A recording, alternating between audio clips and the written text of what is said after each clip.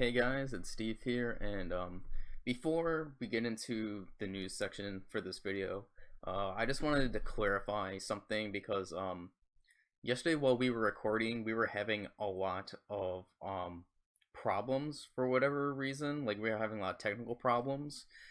Um, like, for example, like, I would be talking even though I have like perfect Wi-Fi, then all of a sudden, like, I would get cut out of the conversation, and I'm the one that is doing the recording. So, and I'm doing it on Firefox because Google Chrome, I have to like take off the accelerator thing, and it's a pain to use to keep on going back and forth. So I use Firefox, and then once I get into the Google Hangouts, and when we go on the video call, the window pops up. That's when I open up my OBS, and that's when I could see it through my thing. But because I was suddenly cut out of the call for whatever reason, like, I'm not able to bring up the screen again for the video call. So like, we were having technical problems there, and then afterwards, for whatever reason, me, Mike, and Jerison could hear everyone. However, for whatever reason, Ruka could only hear Mike and Jerison and not me. So so it's gonna seem weird, like, a little bit. There's gonna be some edits in there, so I just wanted to clarify before, because we're wearing different clothes from what we did yesterday. So I just wanted to clarify that if it just looks weird when it cuts, and then all of a sudden we're just wearing different clothes. So now on to the news video. Hey, what's up guys, it's Steve here. And Luca. And Mike. Michael here. And I'm Jerison. Hi. Oh god, I'm already having encoding problems already. Oh no. This is great. This is great. Losing So, great frames start. again. Yeah, I'm dying. So it's been like 2 weeks since we last did our oh god, I'm Mike. Okay, I think it's good now. Oh god, I hope it is. But it's been 2 weeks. Has it been 2 weeks? Really? It's been 2 weeks since we last did our last one, or at least Yeah, around 2 2 weeks, weeks, yeah. like 1.5 weeks, somewhere around there. Because we did it on, like, I forgot what day it was, but it wasn't like usual Monday or Sunday. So yeah,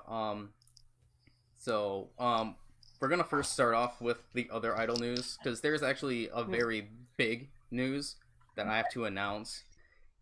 I mean, it isn't the idols themselves, but it is definitely related to the idols, and this definitely needs to be put foremost, I would have to say, before everything. That is Derek.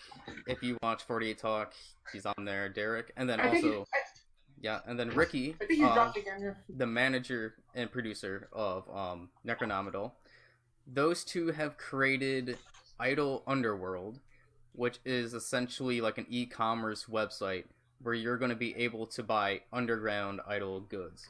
The thing about this is that this is fantastic because for international fans, it is literally almost impossible to buy underground idol goods unless you actually go to the shows, which means you actually have to go to Japan.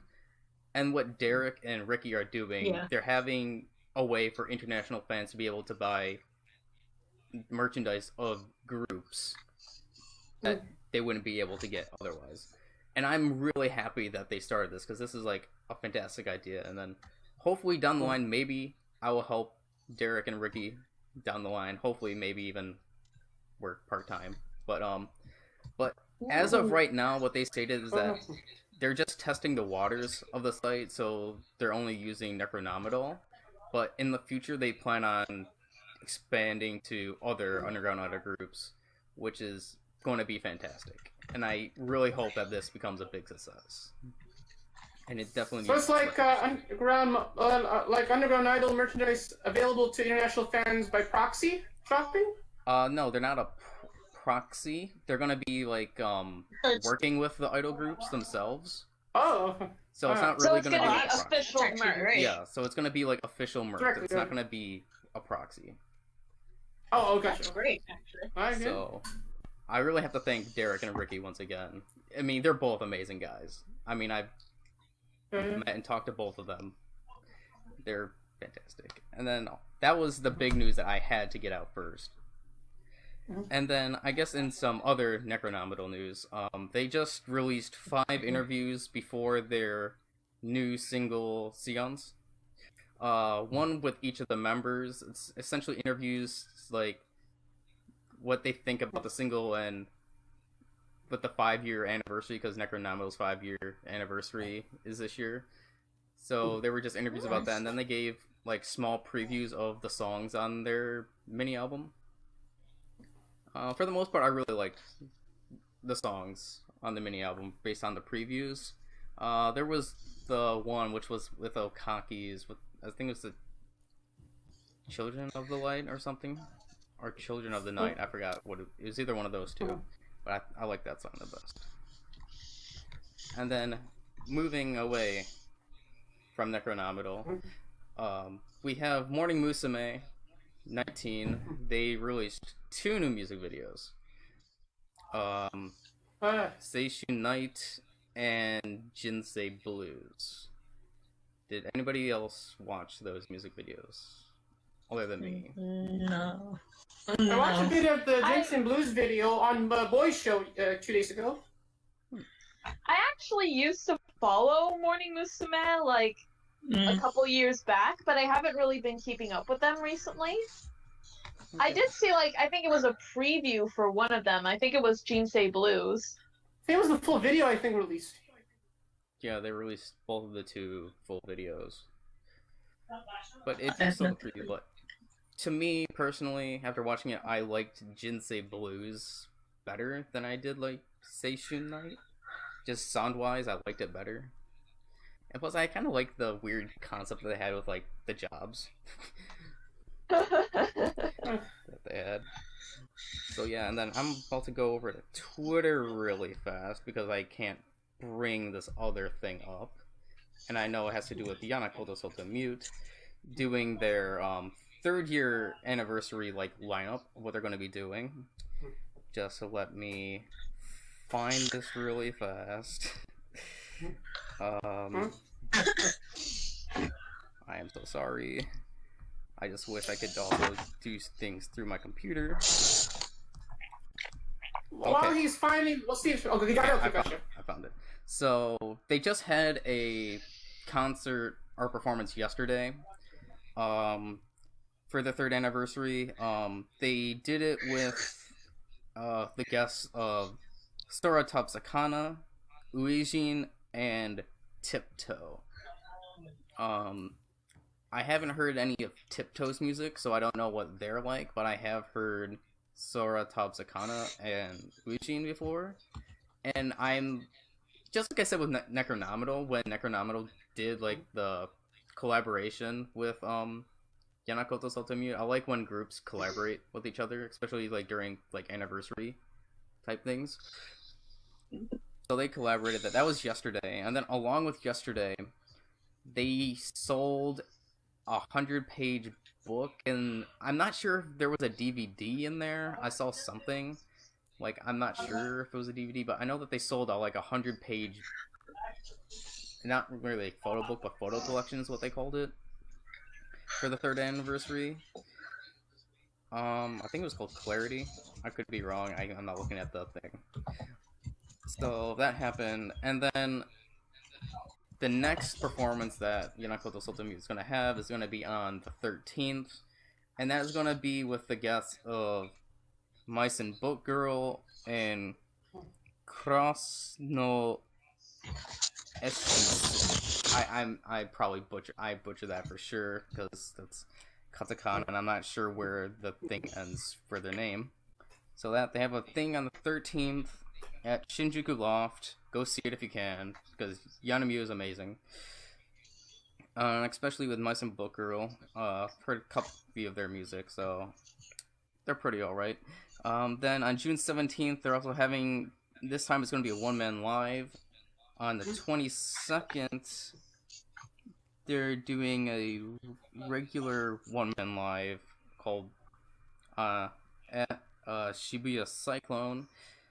On the 29th at Shibuya Womb with the guess. I don't know what that first one is because of the weird font that they have, and I believe the second guess is Lightning. And then for the final concert with this 3rd-year anniversary thing on July 7th at Inavi Blitz Akasaka, they're having a band set one-man live.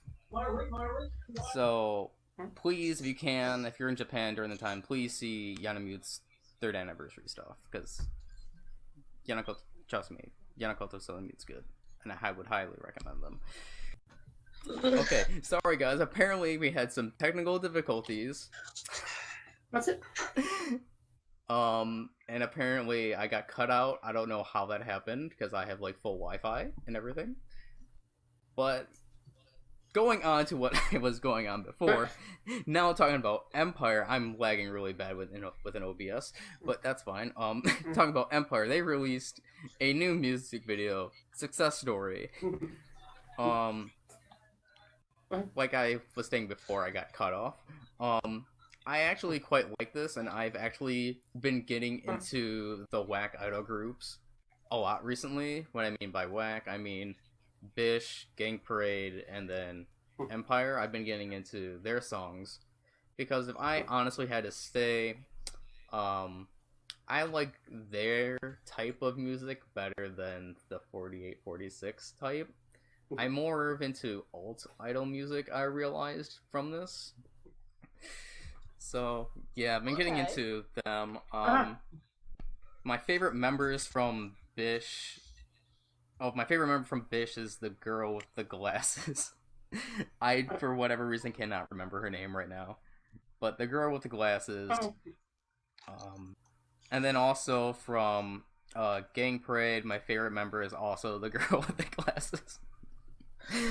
I can clearly see what Steve's type is. No, it's just not just the glasses. Remember the glasses? It's more. Apparently, but alternative music idols have more members with glasses than mainstream idols like AKB. You don't see any members with glasses like normally during performances. Yeah. And what I've noticed with underground idols, like more in general, like they have dyed hair. Like a lot of them, like have dyed. There's always like the one member that has like blonde hair within like an underground idol group. Like I've noticed that. That is also pretty like, true. I don't know why, but it just happens there. But heading off from that, now Denpen Gumi Inc. released a new music video, Inochi no Yorokobi, and wow. Yeah, I saw. Oh my god. I saw the title card, and I'm like, what the heck is that? Oh my god, they went full Ganguro, and it looks so. I mean, the music video with the Ganguro style, I did not like it, like at all. I like the other Denpen Gumi song that they released before, like a week ago. That one was fine. And Do like you think we should explain what Ganguro is for people who may not know what that is? Okay, if you guys heard of what Gyaru is, because just think of it's a step above Gyaru. In a sense, well, I mean they all follow under Gyaru, but Ganguro is like extreme. Okay, so for those of you who don't know what Gyaru is, it's like almost sort of like a fashion statement. Yeah. Something like that, right? Like yeah, the girls will they'll bleach their hair, they'll have a bunch of makeup on, they'll usually have really long nails. Oh yeah, that, yeah. Yeah. But Ganguro? Yeah, Ganguro. However you pronounce it, is where the girls like tan their skin. Yeah, like really to tan. make them look like, really tan, really like dark really tan. Dark tan. I'm seeing it now, and I'm like, what? Alright. And so, to people who are unfamiliar with that, cultural difference, it may look like something else, something much worse. Yeah, I can see with racism, yeah. I mean, of course they don't mean it in mean-spiritedness. Yeah, because like obviously there was never that concept in Japan, No. but it can make people who are unfamiliar with it a little uncomfortable. But like getting with like the music video and whatnot, just besides the Ganguro stuff, like if somebody just like a random person just so happened to see like, and they didn't know what Japanese music like was like, or like what idols like actually are, and they saw this for the first time, I mean, even to me, like I don't really even say this because I already know it's like WTF Japan, but obviously I know Like this is this? just Japan, but this is like WTF to like the extreme. I'm like, what is happening? What is going on? And they have like some horrible like CGI-esque stuff, kind of on par to what the moving mountains were in like Teacher, like that kind of bad CGI, like Oh, like oh my CGI. god, like it was just like why make this music video?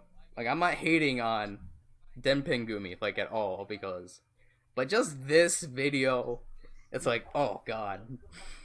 Like no.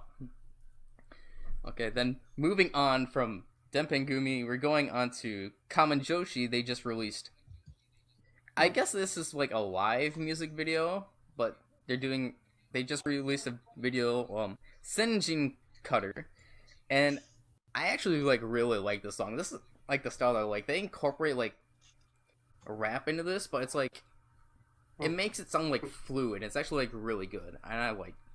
it feels natural. Yeah, it like feels like natural. They have like the cutesy kind of part, and then they go into like this hardcore like rap, and it's kind of like, oh, okay, I like this. I don't know, it's very interesting.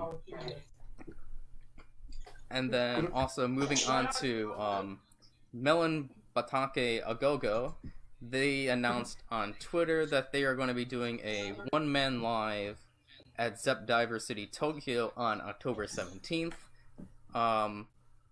Maybe I will go. Maybe I don't know. Maybe because I've been interested in Melon Batake, so I potentially can go because I will be in Japan at that time. So, and then also that's a week before my birthday. And also, actually, that's 5 days before my birthday. So, Yeah. And then in other news, Burst Girls releasing 2 singles and then a mini album called Riot around July 22nd. Because when I was looking at the website that they had it, they didn't like officially say the release date of the album. They just said like shipping should be around July 22nd. So I'm like, I don't know the official release date. That's why I just said around July 22nd. It's currently on pre-order. I'll probably put a link to that in the description. I'm not sure if they're already all sold out yet, but I'll put in the link just in case you guys are interested. And then Rhymeberry, they just released their final music video, and then they also disbanded on May 31st. The music video is called Thing for You. I liked it. It was really good. And then the last part of Underground Other Idol news that we have is that the group Last Idol, I don't know if you guys are familiar with Last Idol. Oh, I know that, yeah. But Yeah. isn't that mainstream? Last Idol's mainstream, isn't it? Yeah, I think they're mainstream. I mean, they're sort of underground, but they're produced by Akimoto Yasushi, if I remember correctly. Yeah. I know he created the show. Oh yeah. But they are going to be releasing their 7th single on August 28th. Another one after their previous. I mean, I like last A-side they did. I can't remember the title. But Yeah, I they like have not it. released a title yet. So that's all for the Underground Idol news. I'm happy that I could do this. Once again, I'm going to have to edit this, and it's going to kill me. Oh, Now, moving on, what do you want to talk about now? I mean, Okay, so I wanted to don't say, mind. since I had to leave halfway through when we did the last news video, if you guys wanted to ask me to help elaborate on some of the news topics Oh, you yes, talked please, about last time. Mainly with the shows, because I don't know any details on shows or dramas or stages like you do. You have more knowledge than me. I mean, I watched the most of AK Bingo and Hina Bingo. Go ahead, Ruka. I've not been keeping up with the bingo. Okay, so I'm going to pull up the document from last week. So Okay. if you guys wanted to do the same, look through that and like. Mhm. Okay, I know the one thing you had the question on was the show that Nishinomiki guest appeared in. Yes. Okay, so Secret Warrior Phantom Mirage, they actually released the episode and I got to see it, so I'll talk about that first. So, there is, currently airing in Japan right now, is, Secret Warrior Phantom Mirage is part of a live-action magical girl TV franchise, and it airs for, like, little kids. Mm. And I have been super into it ever since, last year's installment, Maji Majo Pures, which had, for those who don't know, it had Shinoda Mariko as a regular cast member. Oh, yeah, I remember It was you very talking about entertaining to watch. I loved it. Mhm. And so for this season, each installment so far has had a different theme. Like, the first installment was idols. Last year it was magicians or witches. And for this season, it is Phantom Thieves. So the main Persona. girls are all... Persona has influenced a lot of Japanese media recently, I will admit. So the main girls are Phantom Thieves who, they fight against, their enemies are called the Reverse Police, who use their powers to, reverse arrest people and turn nice people into mean people. What? This is very confusing already. What? Okay, You would expect in a children's show. yeah, little kid concept. Very confusing. So, as of the recent episode, the girls, there are 3 of them right now. There's, all of them, like, have a symbol that represents the suits of cards. So there's the heart, the spade, and the clover. And now they're looking for their 4th member, the diamond. And so they went to this, indoor playground, where, Nishinomiki was there. She was, like, a part of a group of dancers. Hmm. And in the indoor playground, the bad guys appeared. They turned someone evil and had them, so they had to go fight them and turn them back into a good guy. I know you guys were confused when I was like trying to explain the show, but I will tell you, this show is wacky. It's like very silly. Oh, it's like, just like the first episode, thinking back on it, is like, so much happened, and it was like so wacky. Like, this show knows how absurd and ridiculous it can get, and it takes full advantage of it. Like, when Mickey, what happened was... What? Well, basically, the person who was turned into a bad guy captured her. She was in a very interesting position when she was captured. Okay. Okay. That... I can't even explain. It was, like, so ridiculous, but it was so funny.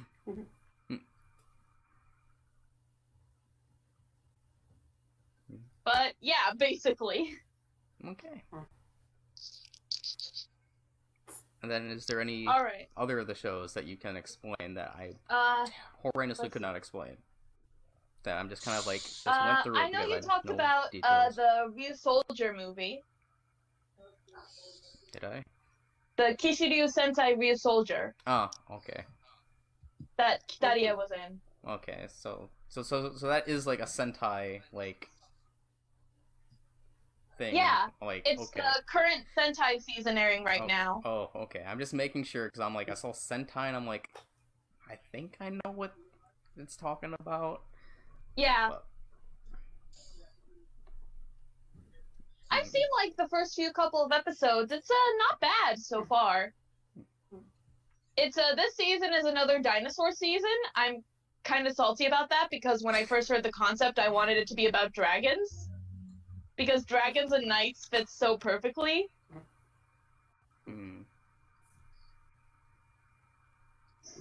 Okay. Let's see. And then I guess we can also talk about the SK Bingo, the final concert of their Kanto tour, which was at Nagoya Century Hall. I didn't watch it. I didn't watch it either. I didn't see it yet. I'm sorry, Ruka. I should. I'm sorry. I didn't watch I've not it. been able to. I did watch, however, the part that you told me about now and Trudy. I watched that part. I still haven't seen that, but nobody's linked to me. That's the only part that I saw. Is that what you were talking Okay, about? Michael, I'll share you a link later. Alright. Okay. I'm sorry, Ruka. Okay, now that explains your message to me earlier. Okay. It's because you didn't see it. Okay. Okay, but the concert itself was really good. Alright, so we've all seen the skit now that they did during the concert at this point. Yep. Alright, what were y'all's thoughts on it? Well, first you gotta mention the It was skit. very wacky. Yeah. So, very wacky. SK did a skit from like their SKE Bingo series. You said it was the final. The final one? From their Kanto tour. Yeah, it was their final concert. It was at Nagoya Century Hall. So Isn't that what they had requested for 1 year? I think so. But I actually like really liked it. It was really interesting. The funny thing is I couldn't help but like after Yumana and Mikoti were in like high heels like against Obamina, like I just couldn't help. And then after that I noticed it the whole entire time like how short Minodun is, and it's like so funny. I'm like, oh my god. Yeah. But like overall, it was really funny, and I liked it. It was basically like you were talking about yesterday when we were trying to record. Is based on the Haguro personality of the Two-Face. Black-hearted, the Two-Face bit that they did for like it was part of a segment of SK Bingo, and Sakipon's segment only lasted for like 30 seconds, and they made a whole series based off of it, which is kind of amazing. And so, obviously, since this is part of a series, there's a lot of information that we are missing. There's a lot of stuff that we don't have context for. But it's still pretty entertaining to watch. Oh yeah, it was really entertaining. The thing that got me the most was that Ego Yuna come out and she has bunny ears, and then you find out later on it was actually Dasu disguised as Ego Yuna. Oh my god. Let's be honest, who saw that coming, that Dasu was gonna be the final boss? I mean, maybe if I would have saw the whole series, maybe, but because no, I'm only watching this particular part in the series. It's like an RPG game where like... Right. I mean, I can definitely see it, Das being like the Haguro, like the final boss. I could see I mean, it. Dasu So did have that character for a while, that she was a secretly black-hearted Buriko character. That was like her thing for a while. And then of course Jurina came back as the sexy nurse. But the thing is though that also was funny is Nojima Kano just like appeared and then disappeared, just sang just a little bit and then left. Like something at random and then she just leaves. Basically. But which I'm not complaining because her voice was very pretty. It was just so funny that the fact that she's there, she sings, she left. But yeah, definitely Jurina. Like, oh my god. Well, so my favorite sounds like. The thing is, like, I don't know if it was just me, but like seeing Jurina in that doctor's outfit, for whatever reason, she kind of reminded me of like Shiraishi Mai. I don't know, but like her appearance that she had with like the hairstyle and everything, it just gave off like Shiraishi Mai vibes to me. And of course, no, she like flunked my it perfectly. Shiraishi legs? My Shiraishi legs? Them legs. Mayan's legs are. Well, it's more like the Complex, whole entire, man. like, her, she just gave out, like, a Shiraishi Mai aura.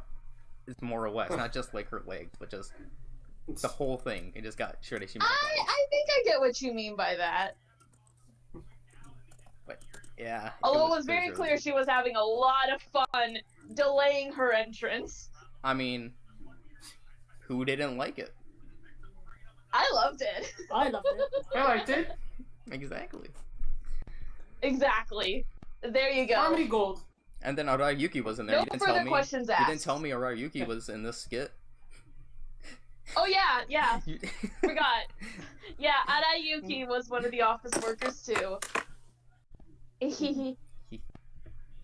So yeah. And then just a quick thing from like the Underground Idols that was just announced today. Moving on. So it was announced that Bish will be part of Tokyo Idol Festival this year.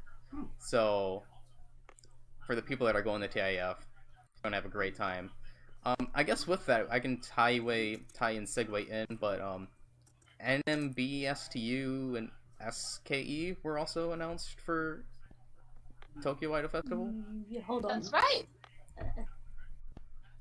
if I remember. Mhm. So Yes. they will Also, Not Equal Me and Yoshimoto Zaka 46 were also announced for Tokyo Idol Festival. Yoshimoto Zaka? Yeah. Yeah. Oh, they're here. I They're gonna actually- perform at Tokyo. I actually do like. Whoa! No way! That's so There's cool. a copy of the recent single. I actually. So that is yeah. I need to hear the theme. Nice. It's also the theme song of the Japanese version of Men in Black International. What? Really? Oh, Yeah, that's the why Japanese they were at the Men version. in Black event. Yoshimoto was doing I things. saw about that, but I didn't know why they were there. They're doing the theme song. It's the red Okay, that version. makes Oh, sense. good, yeah. Oh my god. That's Cool. Yeah. do you think Team 8 will be announced? Or was Team 8 already announced for Tokyo Idol? I think they Festival? were already announced. Like, Yeah. Teammate was, Do you guys think Hinata Zaka will be announced for? I think they're gonna be there as well, I think, yeah. I'm pretty sure 46 that script either search. Nogizaka or Kayakizaka was, right? No, that was a different concert. in Oh, general. different event. Okay. Yeah. Hmm. Uh-huh. Okay. But okay, so are we gonna go up with some of the big things that have happened just so we know that is in this video? Yeah. I guess we'll start off with an SKE one. It's kind of one that I kind of memed on a little bit. Just a tad bit.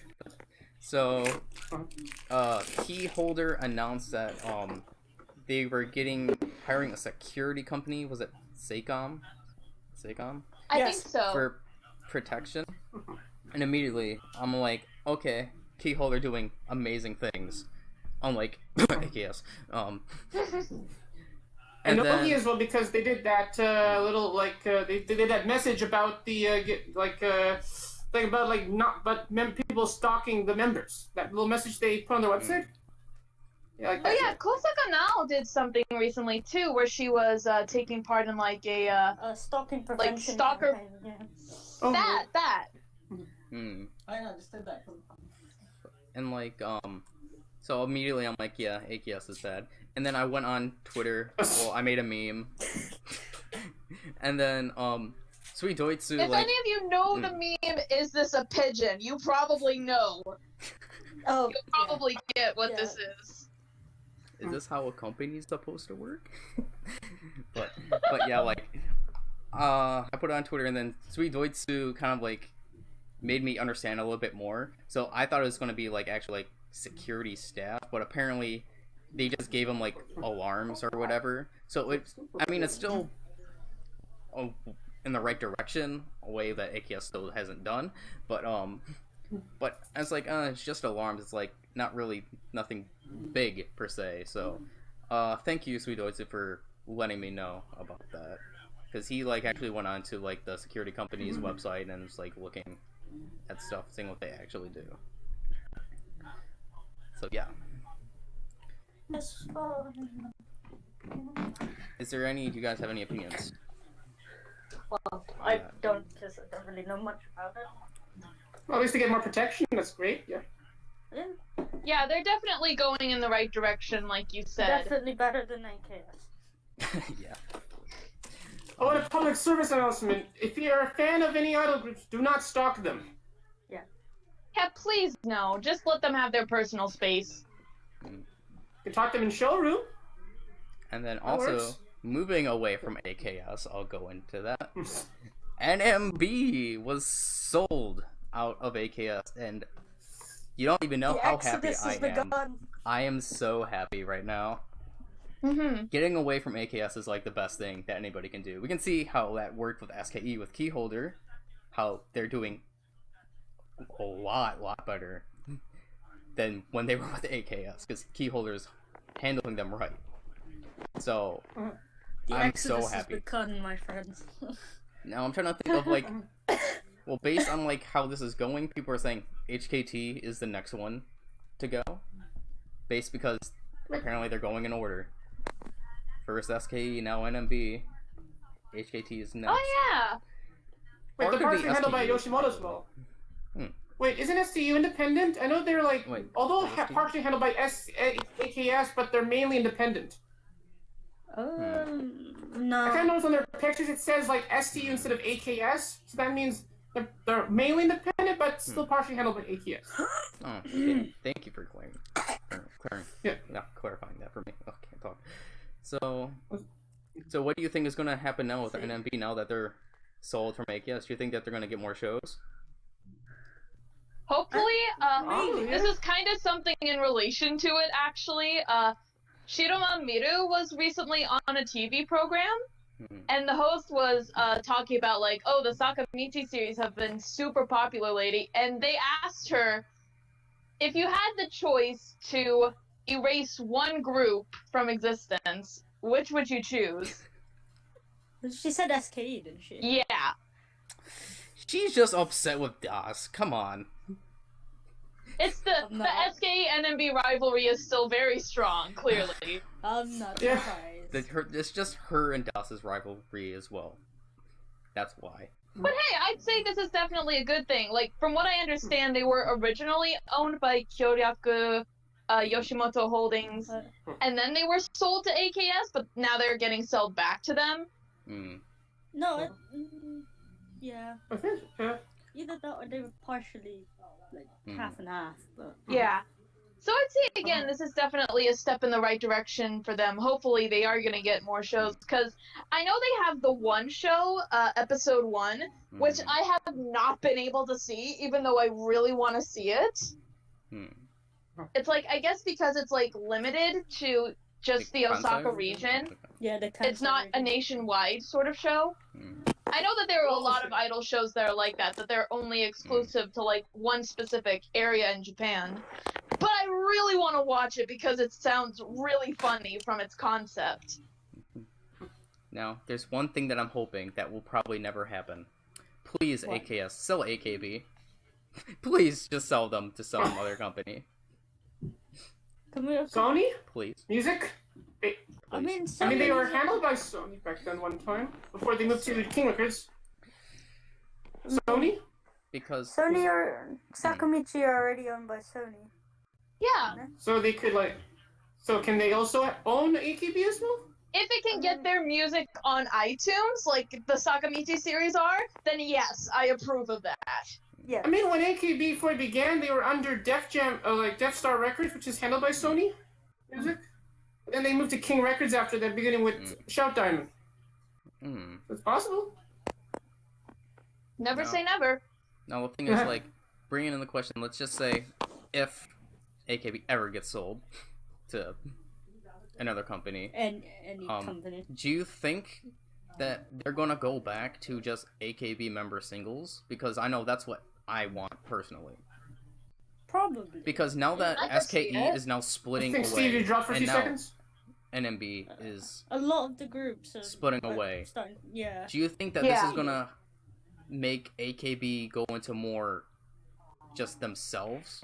Like, Maybe. and I then we're can gonna see get it. team songs back again, like we desperately need? Oh, I hope so. I Since- would love to have some more team songs.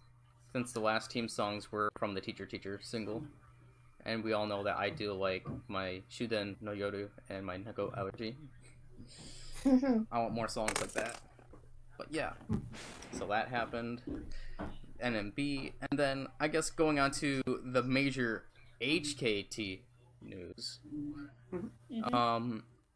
I mean, I'm both happy and sad at the same time, but this was bound to happen. We kind of already knew that this was going to happen because it was a while since this member was even like did anything on social media or anything. It was almost 2 years. So Kodama Haruka announced graduation, and then she's already graduated right now. But then she graduated yesterday. So pretty much like almost 2 years ago, actually. Her last appearance was in December 2017, if I remember. So it was like 1.5 years. Christ. Yeah. 1.5 years ago. But like pretty much just like I was saying, like I'm happy and sad at the same time. Like I'm sad that she's not going to be an HKT, but she was focusing on health, and then I'm glad that seeing that she's not like leaving the entertainment industry at all. She is actually going to be doing stage plays now, because what was the role that she got? Yeah, she's an actress now. Yeah, it does look like she's going on to acting. So the stage play that she is in, which is called Watashi ni Ai ni Kite, it's based off a Korean movie called Memories of Murder, and her character is a reporter. Oh. And like, also, like, just from like the promotional stuff for the play, she looks so pretty. Yeah, I'm like, can't holy believe that crap. it's her. I'm like, she got between this year and a half, like, she glowed. She had a glow, and it's like, holy crap. Up. Yeah, glow up. And like, holy crap, Haruppi. She looks so gorgeous now. And like, also what Jerison was saying, she was also transferred to AVEX as well. Yeah, AVEX. Yeah, subsidiary of AVEX. So it must also think she might move to E-Girls? They're under AVEX Tricks as well. No. I don't think she's gonna go on to idol stuff. I think she's gonna focus mainly on acting because she's how old is she now? She's like 20. They're like an XL group, XL. No, 20? Exil's she's in her 20s now, yeah. 20? 21? Yeah. Okay. No, wait, no, she's 22, because she's literally like a month older than me. Why did I not, like, remember that? She's 22, wow. She's turning 23 this year. What am I? 23 in September. Yeah, she's literally going down Imaizumi. I can't believe I forgot that. I was actually watching some of 48 Talk because it just released before we started recording.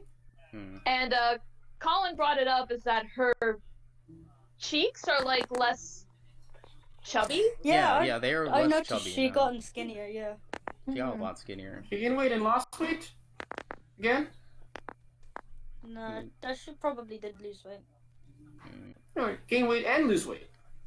So now the question is, what is HKT going to do now? Because we all thought, like, when Haruppi was going to come back, she was going to lead HKT.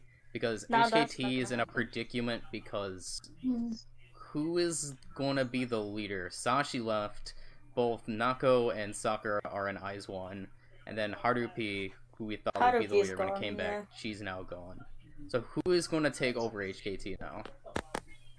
So I have a suggestion because I talked about this with Sky a couple of nights ago, and I have my personal opinion of who I think might be a good candidate for the leader of HKT now, and that's Matsuoka Natsumi.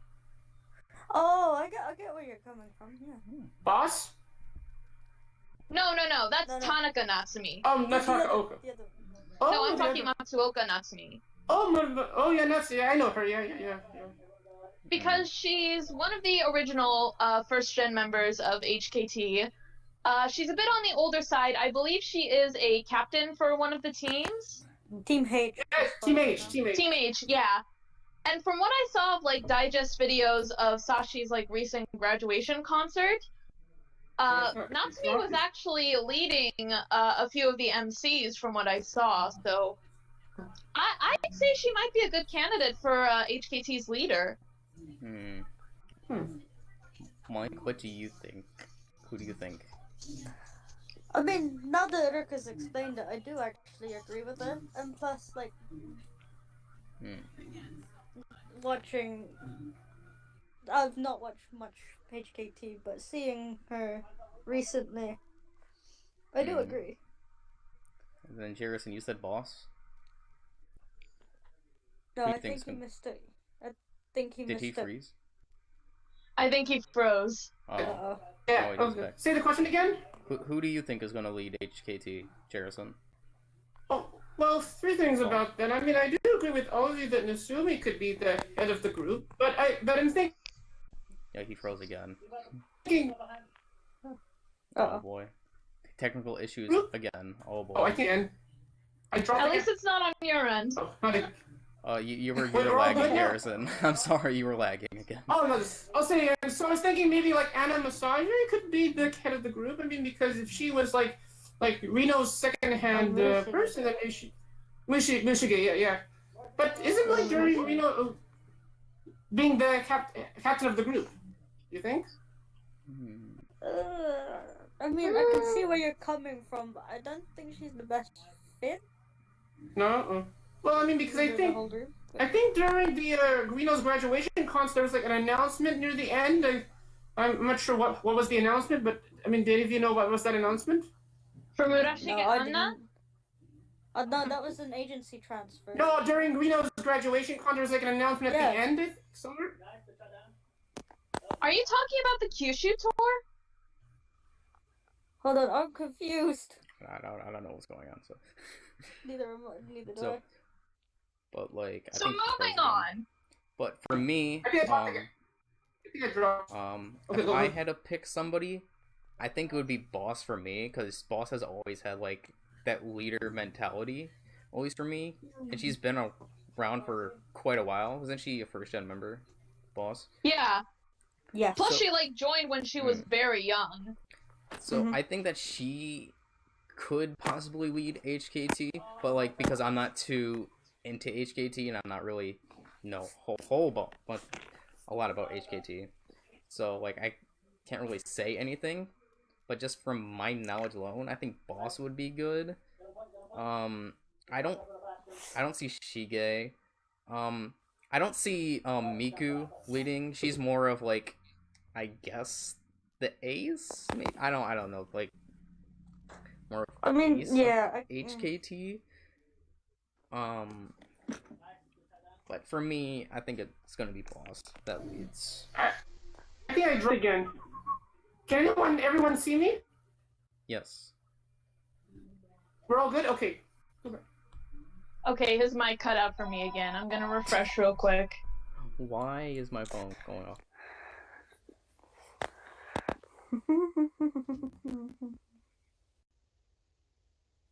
I still can hear you. You're not muted.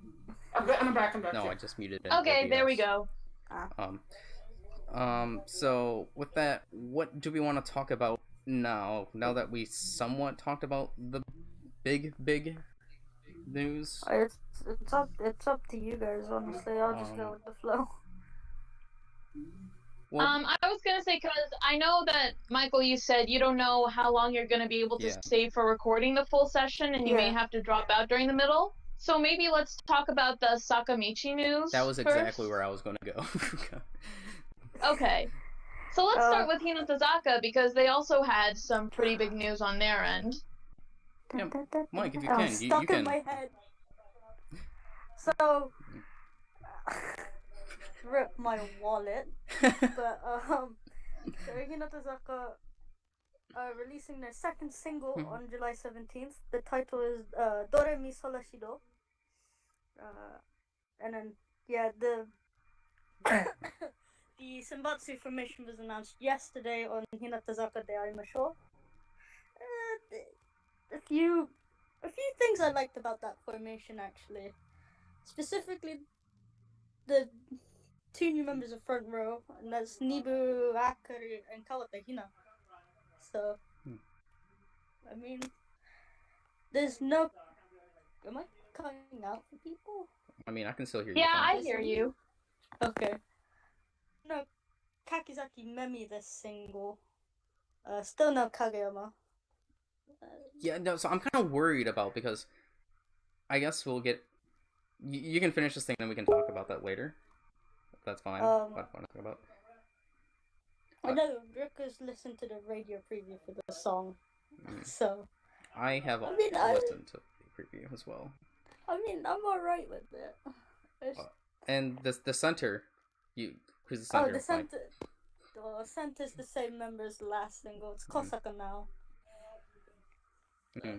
And then, if you don't mind me asking, because you watched Hinata de Yamasho for the lineup, where is Higashimura Mei? Is she second row? Yeah, she's second row. I want her to get in the first row so bad. Oh, I kind of yeah. I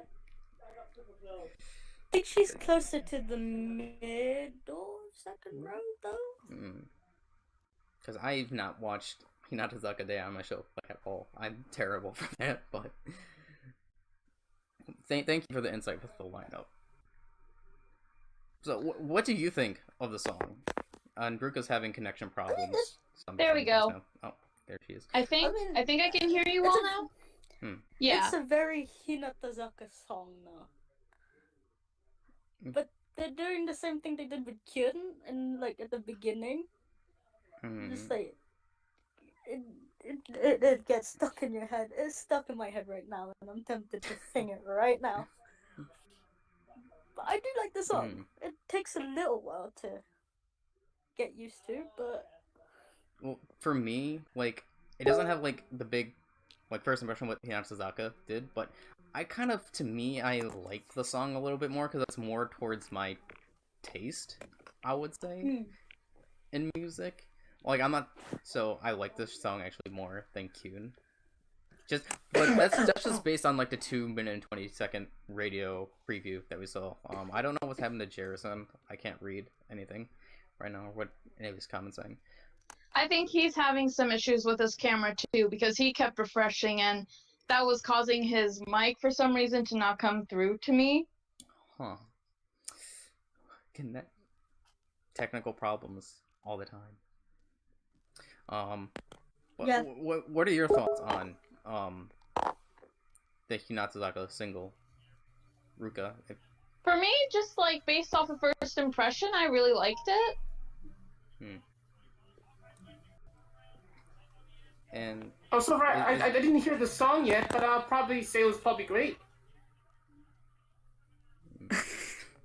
probably. Yeah. No, not Ruka's. These technical issues. Oh no. Should I just carry on or? Yeah. Okay. Now, Should we wait? You mentioned... No, wait. You're all. I think you're all back. No, wait. Great connection problems. But for like. I mean, yeah, you guys can keep going until I get everything settled out. Okay. But like you stated, Mike, no Kageyama.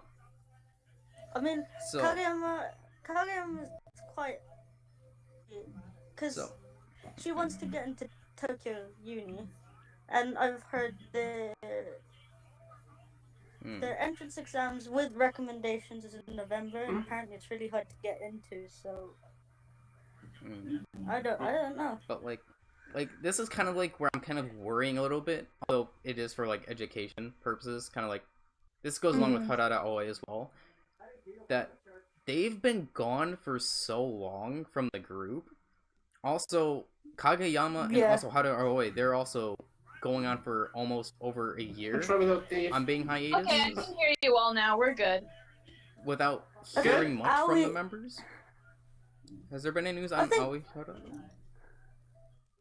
I've not heard anything from her. I've heard that she has been posting on Mobama a bit more. Yeah. I think Kageyama is more active on Mobama than Aoi is, so I don't know. Okay, just for me, like I've not heard anything from them, and I'm not too big into the Mobame, so like I don't know how often they message. I'm actually more worried about Memi than I am for Kage right now because could you explain why? Because she's had an unexplained absence for a few months now, and like she rarely updates her mobile either. So it's or blog. So it's kind of like, what's going on? People are speculating different things. People are speculating she might graduate. There was a horrible rumor that I don't want to talk about, but like, then you don't have to talk it's just about like, it. come on. Like, Yeah, I dropped again. It's okay. We still hear you, Jerison. But I think I'm good. Okay, gotcha. what the website said about her not participating in any of the second single handshake events is for scheduling conflict. But I'm like, it's these handshake events span over a few months, so I don't know what it could be. So I see. I don't know. Now. So yeah. We can move on to. Yeah. So Kosaka now is making a movie debut. Yeah. Kyofu Ningyo, Doll of Terror. So it's a horror movie. It's a horror movie. Nope for me. It comes out. I mean, I wish her all the best that it's a good movie, but nope for me. I'm not watching. Based on what I know about it, I think it's probably gonna be something like the Insight Mill, Battle Royale, and the Hunger Games. Is what I know about the film. Really? Oh yeah. Yeah. Yeah. Oh, Really? then that's interesting. If Just it's like from Battle the title Royale alone, I'm only thinking of like Child's Play with like the haunted doll or something. No. I heard about this. if it's like Battle Royale, synopsis, I feel like I would enjoy that like, movie. It's like 8 people stuck somewhere, and yeah, they have to survive. But I've One of them goes out. That was very different from what I was thinking the plot was gonna be. Oh.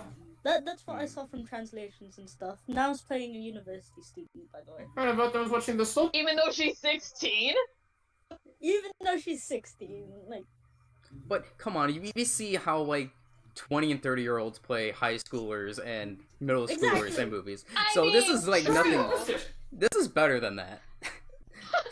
I mean, I'm just saying, like, at least they don't look like they're 30. True.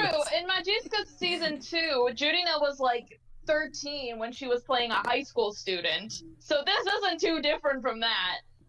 And in Magie Academy, like, Hanada Homa played a person that's older, Kaiser. It's not that old, though. I've not watched Magic Mirror, so I wouldn't know. You don't have to. Just watch the stage play. The stage play is good. The stage play is better than the drama. The stage play is good. I just can't be bothered to watch the drama. But I'm actually surprised that another Hinata member has become a model for a magazine. Like, there's already 5 of them. and now Saito Kyoko's become a regular model for AR magazine. So I'm expecting shoots for Imaizumi. Or else That's the same one that Nogizaka member Hori Miona is also in that magazine. So, yeah.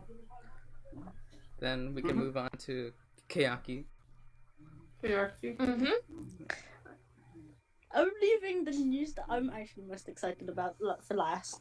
Okay, then go on. Go on. So Hirata Yurina, obviously center for Kayaki. She wins another movie award for her role in Hibiki.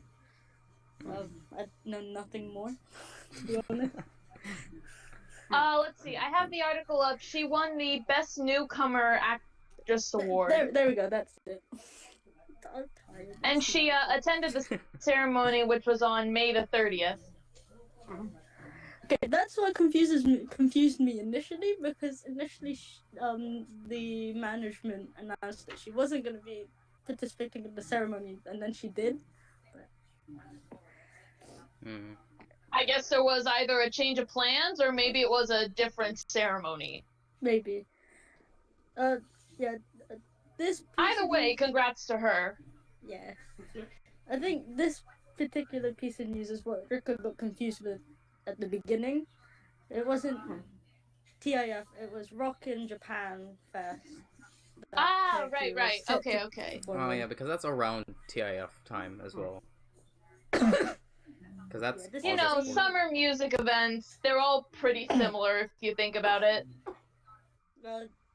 This is the third time they're performing at Rockin' Japan, actually. Nice. So, another performance of the new single? I do not of a possible new single. Who knows?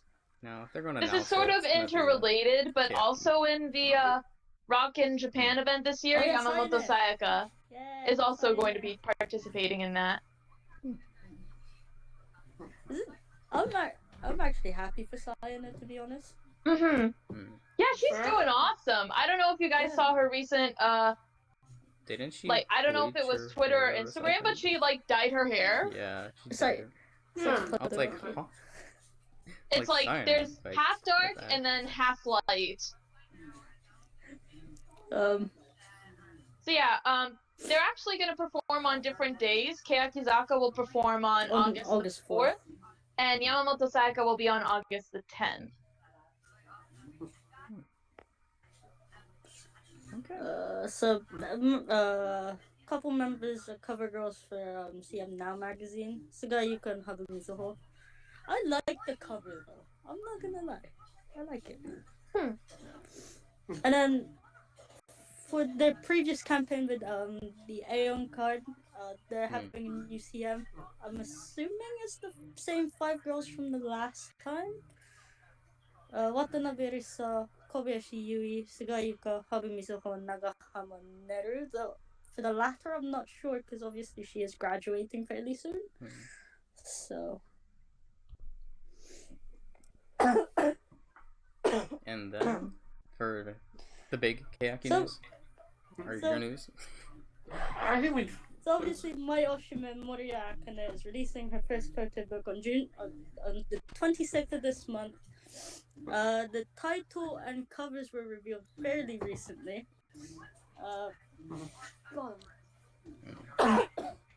The title is Senzaishiki, or Subconscious in English. I do like the covers though. Not too risque. Which I was surprised about. But, I mean...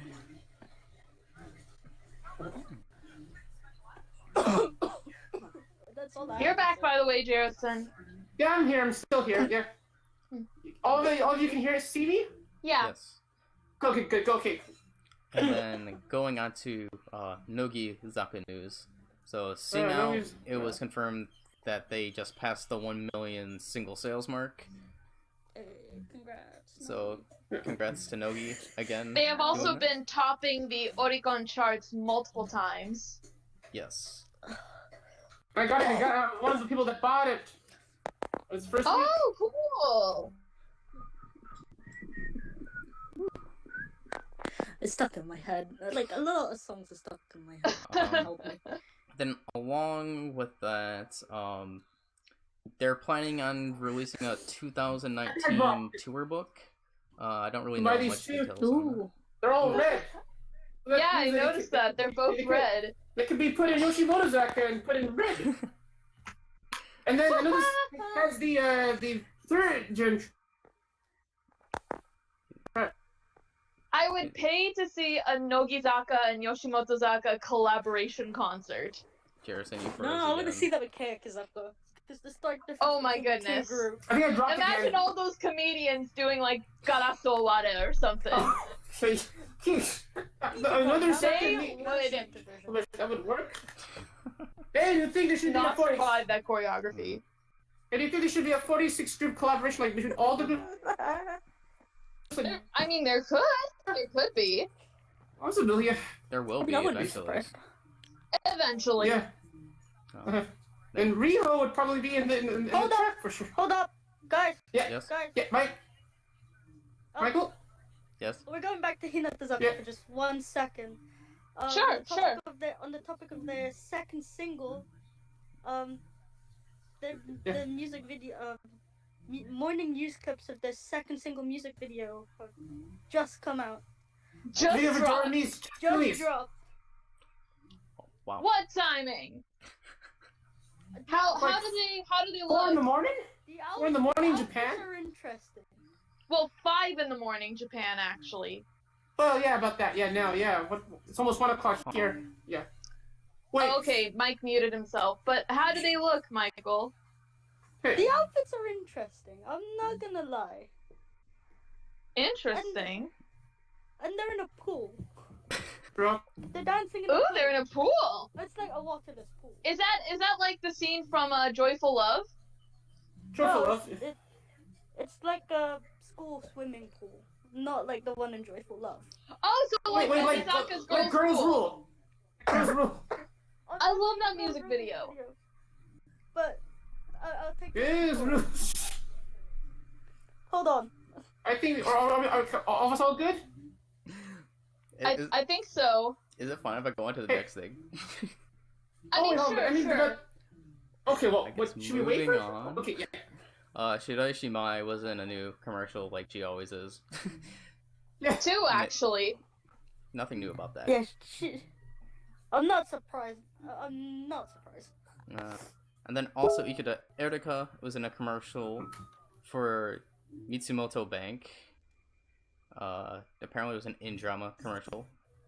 I don't know what that means, but It means basically it's a commercial that she is doing that's part of the drama. Like, it's a commercial that only exists within the drama. oh, okay. Remember how we were talking about how she was in posters that appear in the drama? It's basically the same thing as that. Oh, okay. Also, I see the picture that you just sent, the screen cap of the music video. So they showed it on the morning news. With their theme of shades of blue outfits with hints of pink in the ribbons. I can't see it. So the video will be released in like 8 hours on their YouTube channel, probably? In 8 hours, probably? I think it would be official site first before YouTube. Oh yeah, on the website too, so we can watch it later, probably. Okay. Yeah. Yeah. And then also with Ikuta Erika news, the Prelude to the Rainbow is going to get a TV broadcast on TBS Channel 2 on July 6th. TBS 2, okay. Okay, TBS 2. Yeah, not Channel 1, the one that airs SKE Zero Position. That's a different one. So yeah. And then just news that happened like right before. It was announced that Yamashita Mizuki is going to be resuming her activities at Nagoya Dome concert. Yeah, Zuki. I was wondering what was going on with Yamashita Mizuki because like I haven't seen her for a while. She was taking a break because she was doing a lot of like work for Nokizaka, and so it was kind of overwhelming her. So she wanted to take a bit of a break from it. Because like she was doing a bunch of stuff like dramas, for example, because she was in the zombie drama, for example. She was also in the zombie stage play. Yeah. As well. She was really good in that, though. So she was taking some time to like step away from that, take a little breather, and then now she's gonna come back for their tour. Okay. So I guess that's all for the Sakimichi I know. side. Let's go to the international sister groups because there's not that much news. Okay. So I guess we can start off with MNL's music video. You got any manga? I liked it. Surprisingly, manga. I mean, actually understand it. Because I am Filipino. Like, I thought it was really cute because you got to see them all at like an amusement park having fun. It was just so cute to see. I mean, yeah, I liked it, but still to me, I like the original more. I mean, I get what you mean. I mean, I'm not gonna say it's bad. I still liked it. Also, I'm still completely unfamiliar with the members. Same, so. But there was one member who like caught my eye in the music video. She had tan skin, short black hair, and she had the prettiest like greenish color eyes. They were like kind of a green, blue, grayish sort of color. I don't know what exactly color it was, but her eyes were so pretty. if any of you MNL fans who are watching, if you know her, tell me more about her, because, like, based off first impressions of, like, looks, I really like her because it's my first time seeing a 48 group member who has light-colored eyes. What? I mean, when I was watching the music video, I mean, like, some of the members kind of look like some of the members in AKB48. Some of them look similar, actually. Really? I mean, I get what you mean. You know, it's like kind of Asian-based country. A lot of them do have like dark-colored eyes and darker hair. But it's my first time seeing someone with like a lighter color, like something other than brown. Which I don't hate. I love brown eyes. But it's just like, this girl just caught my eye because she's like, ooh, blue eyes. I did like the music video in the direction that it went. So, yeah. Plus, it was funny to see at the end credits to hear all of them screaming when they were on certain rides. And then, I guess there was other MNL news that happened that's not on here. But there was one member that graduated, I heard, already. From MNL. Oh yeah, Sayaka? Yes. I'm not big on MNL, so I don't know anything. But I just heard that there was a member that did graduate.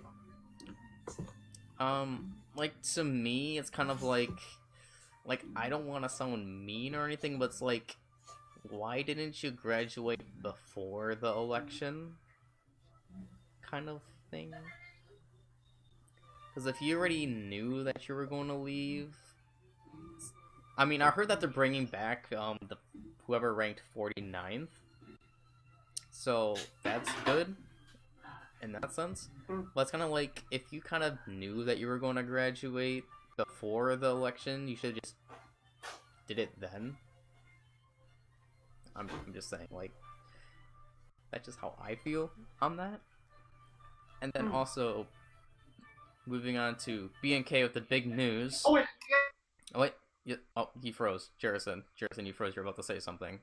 Actually, yeah, I mean, I know now, but somehow I found out they said that the reason why Sayaka might have been leaving the group because her family's like moving to Japan. Oh. Oh yeah. So there's a probable chance maybe she, instead of leaving, she might be moving to possibly AKB. 48. How old is she? I think she's maybe 22. Oh. Maybe we'll have to find out. Okay, gotcha. Okay. Just saying. Okay, thank you. And then for BNK, big news for, I guess, BNK. It was announced that they are going to have a sister group, CGM48. What are your guys' thoughts first on that? Interesting. Aside from SNH, aren't they the first international group to have a sister group? Yeah, aside from SNH, yeah, because SNH kind of became their own entity. Yeah, they just Brexited. They broke contract. Yeah. But this BNK48 big history again. But this time when people heard that BNK was making a sister group, people were like, are they also breaking contract from AKS? There was like worrying there, but apparently it was approved by AKS to the first. So it's all good. Yeah, they're not I don't think that's what they're doing. There. Oh, I think I'm back. Yeah, you're back. Okay, good. So, what are your guys' overall thoughts? Let's see. I don't follow BNK too much, so I don't have too much an opinion on that. I guess we'll just have to like wait and see to like for me to form an opinion of it, how good they'll be. Because BNK is doing really good on their own. If they think they are going to be able to expand out to their own country, then hey, I'd say let them give it a shot. See if, you know, basically, for lack of a better term, throw the spaghetti on the wall and see if it sticks. That's when you know it's good. Oh, I mean, I was I'm gonna... really hungry now. I want to eat. Oh, you put it. Oh, I mean, like I was saying, but I mean, this is great because somehow, like, maybe they'll have, like, they'll make more great music in Thailand, probably. It'll be good. Then Mike just muted himself, so I guess I'll. Oh, So I think he's back. oh, Mike. Yeah, he's back. Yeah, I'm alive. I can hear you. Yeah. What are your thoughts? I have no opinion on Oh, it. you have no opinion. No. Okay.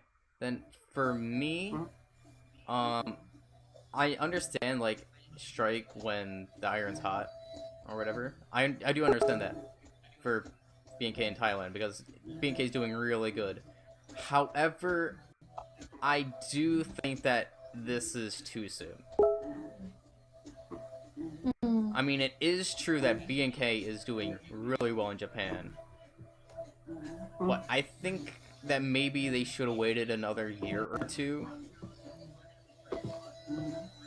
Because, yes, Strike with Iron's hot, but this could eventually end up not working out as well.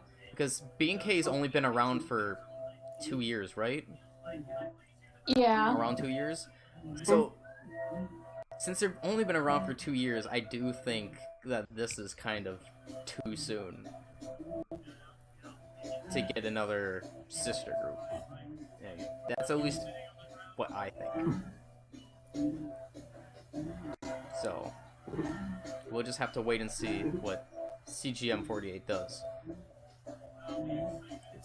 Gonna be a Garrison, success. is someone watching TV on your end? Oh, no one's watching, no. I'm not watching. Okay, so anything. do you think you can, like, mute it or turn it off? Because the sound's coming in. And he froze again. And these technical problems are just amazing, Ruka. Okay. Let's see. Where do you want to continue? Are we good? You don't hear something?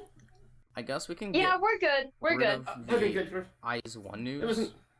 Oh, he's one. Yeah. Okay. I have a bit of news about that. Actually, just wait 1 second. I just realized that there's only one piece of HKT news left. Oh yeah. Oh, okay. So Murashiki Anna made a contract with Twin Planet Agency. Temporarily, is a temporary contract, so I don't know what that is about. Really? So basically, when it was announced that she was going to transfer to Twin Planet Agency, it was originally going to be a permanent contract. But from what I'm reading about in the article is that basically Anna shared a tweet about it, is that the agency was worried about her, and so they changed it to a temporary contract. Okay. I don't know exactly what they could be worried about. Maybe they're just going to, like, test the waters with her. Yeah, I was thinking like that. Yeah, that was thinking that. It's like probation, where she, like, they'll give her a few months, and then if she doesn't... He froze again. On my end. Wow, this is fantastic. Okay, you're still here, Ruka. I was scared that I cut out again. No, it's okay. It's okay. We're still good. I dropped. Yeah, good. Okay, you can still hear me. Yeah. Okay. So what were you saying, Jerison? Oh, I was saying that, like, yeah, maybe she's on, like, doing a probation where she'll be on the for a few months, and if she does well, they'll make it a permanent contract. I mean, that makes sense. Yeah. Yeah. It works. Then I guess now we can move on to Eyes One news. I just want you. I'll leave that up to you guys. Like I said, I Okay. not following Eyes One. So, at all, so first off, the group performed their new Japanese single, Buenos Aires, on Shibuya Note. I don't know if you saw that clip. It's, like, up on the AKB48 Daily Twitter, because the YouTube link got taken down. I guess it was due to copyright. Copyright? I'd say not bad. Based on what I heard of the song, yeah, it sounds good, but I probably have to still see the video, which still hasn't been released yet. But according to my...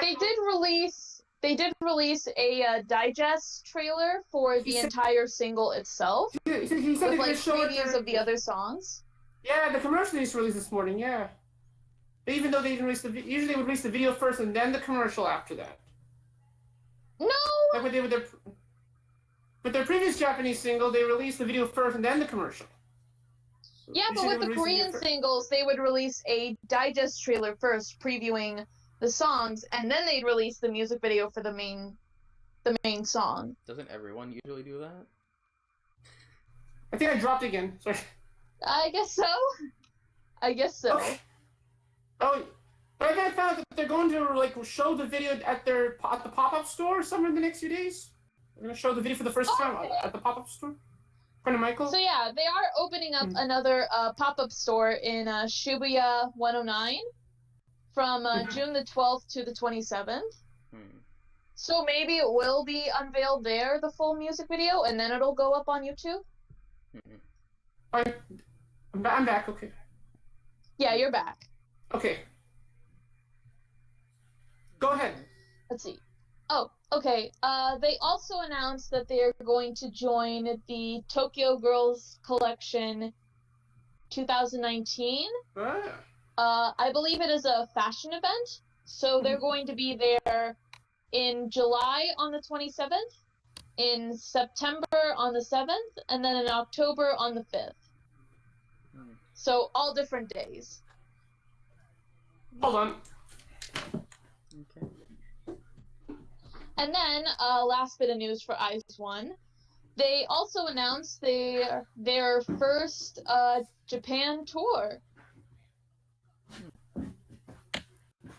The tour dates will be announced later, but it's going to be between August to September. Some of the tour venues that they're going to are the Makuhari Messe, the Kobe World Hall, the Fukuoka Messe, and the Saitama Super Arena. All pretty big venues in Japan. Do you know the dates? At least more or less. Yeah, the dates. No, they haven't announced the dates yet. They are going to be in August and September, but they haven't announced the dates yet. They'll announce them later. I wonder. I mean, I should be in Japan when they come, so maybe if I make a few friends, I'll go, depending on where the locations are. Maybe? Did I cut out? Ruka, are you there? Yeah, Steve froze for us. Oh, he okay, dropped, you guys are back. Oh, I thought so it's maybe technical. Okay, wait, okay, he's okay, back. we're still okay. here. Oh my god, I thought I was about to restart this again.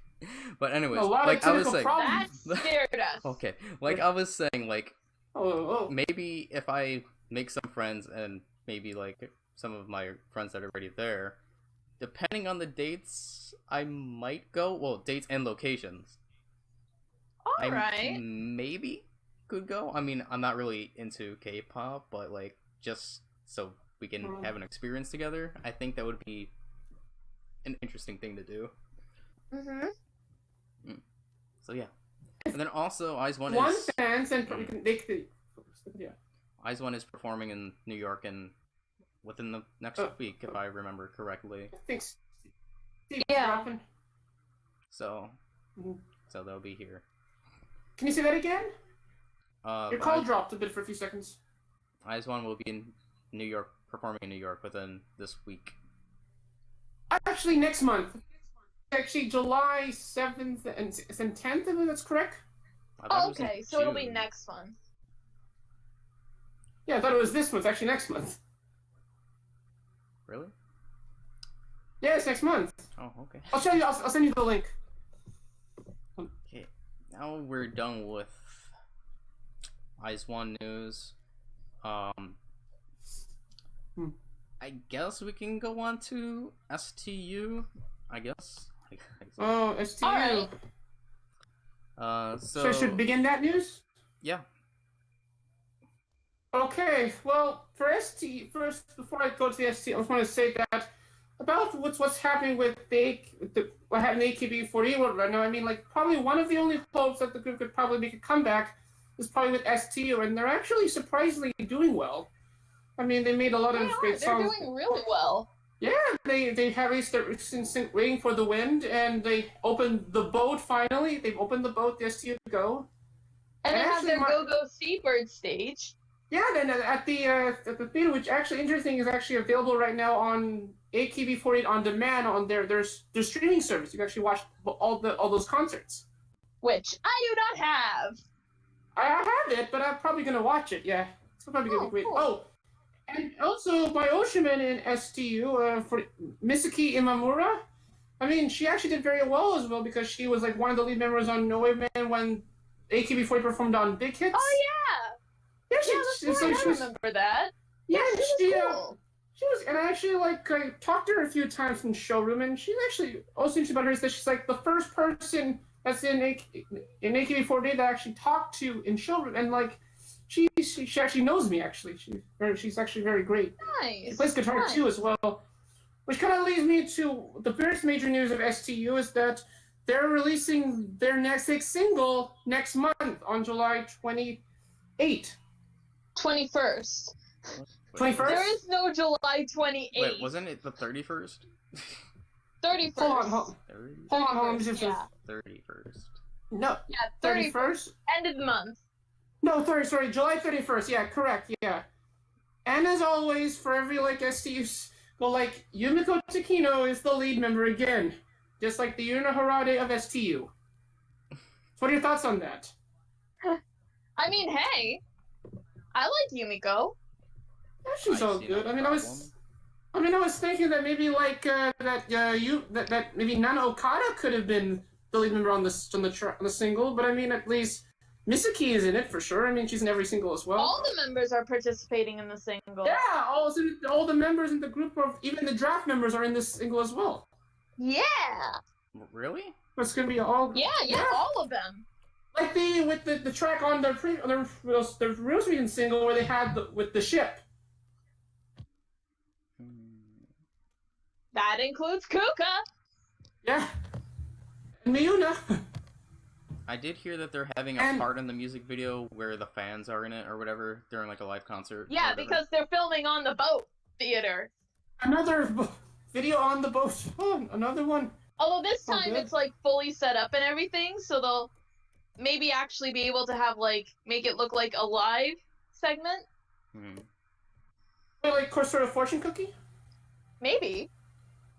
Yeah, I mean maybe if the song does very great. I think it'd be the more song like Kibo Teki Refrain. Refrain? Oh. Because the one part I of could Kibo see Teki that. Refrain, they have the one thing with the fans. Oh. I think it's gonna be more like that. Yeah. Or SKE is gonna jump. Ah, that was such a good music. Oh. That was a good music video. Yeah. Oh, it's interesting. I mean, it's the same month as SKE's single as well, too. Same month. They're all a week apart. Hinata Zaka, SKE, SCU, all of their singles are coming out a week apart from each other. That's kind of amazing how they scheduled that. Is that why Michael's rip my wallet or whatever? Yes. That and also the photo books. On photo books. Well, yeah. And if all those songs do great, this could change everything. Mm-hmm. And we all thought that NGT was going to make their next another hit, but Pierce, now with what happened, it's probably going to be STU, going to have a very successful career. Mm-hmm. Mm-hmm. Yeah. They are also going to be holding a mini live on June 9th. I don't know where. So that means that already happened. Oh. Right. That happened yesterday. Or the day before. Uh-huh. Yeah, it was at a elementary school. Oh.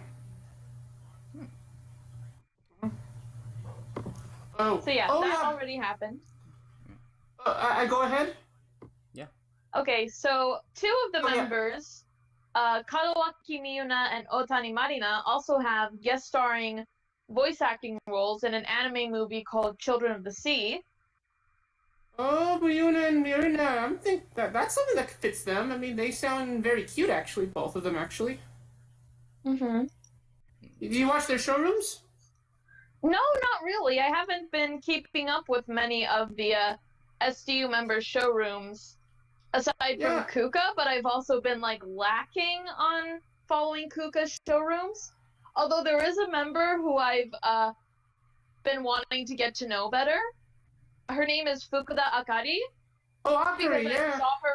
I saw her on a TV show, and I found out that she is a huge SKE fangirl.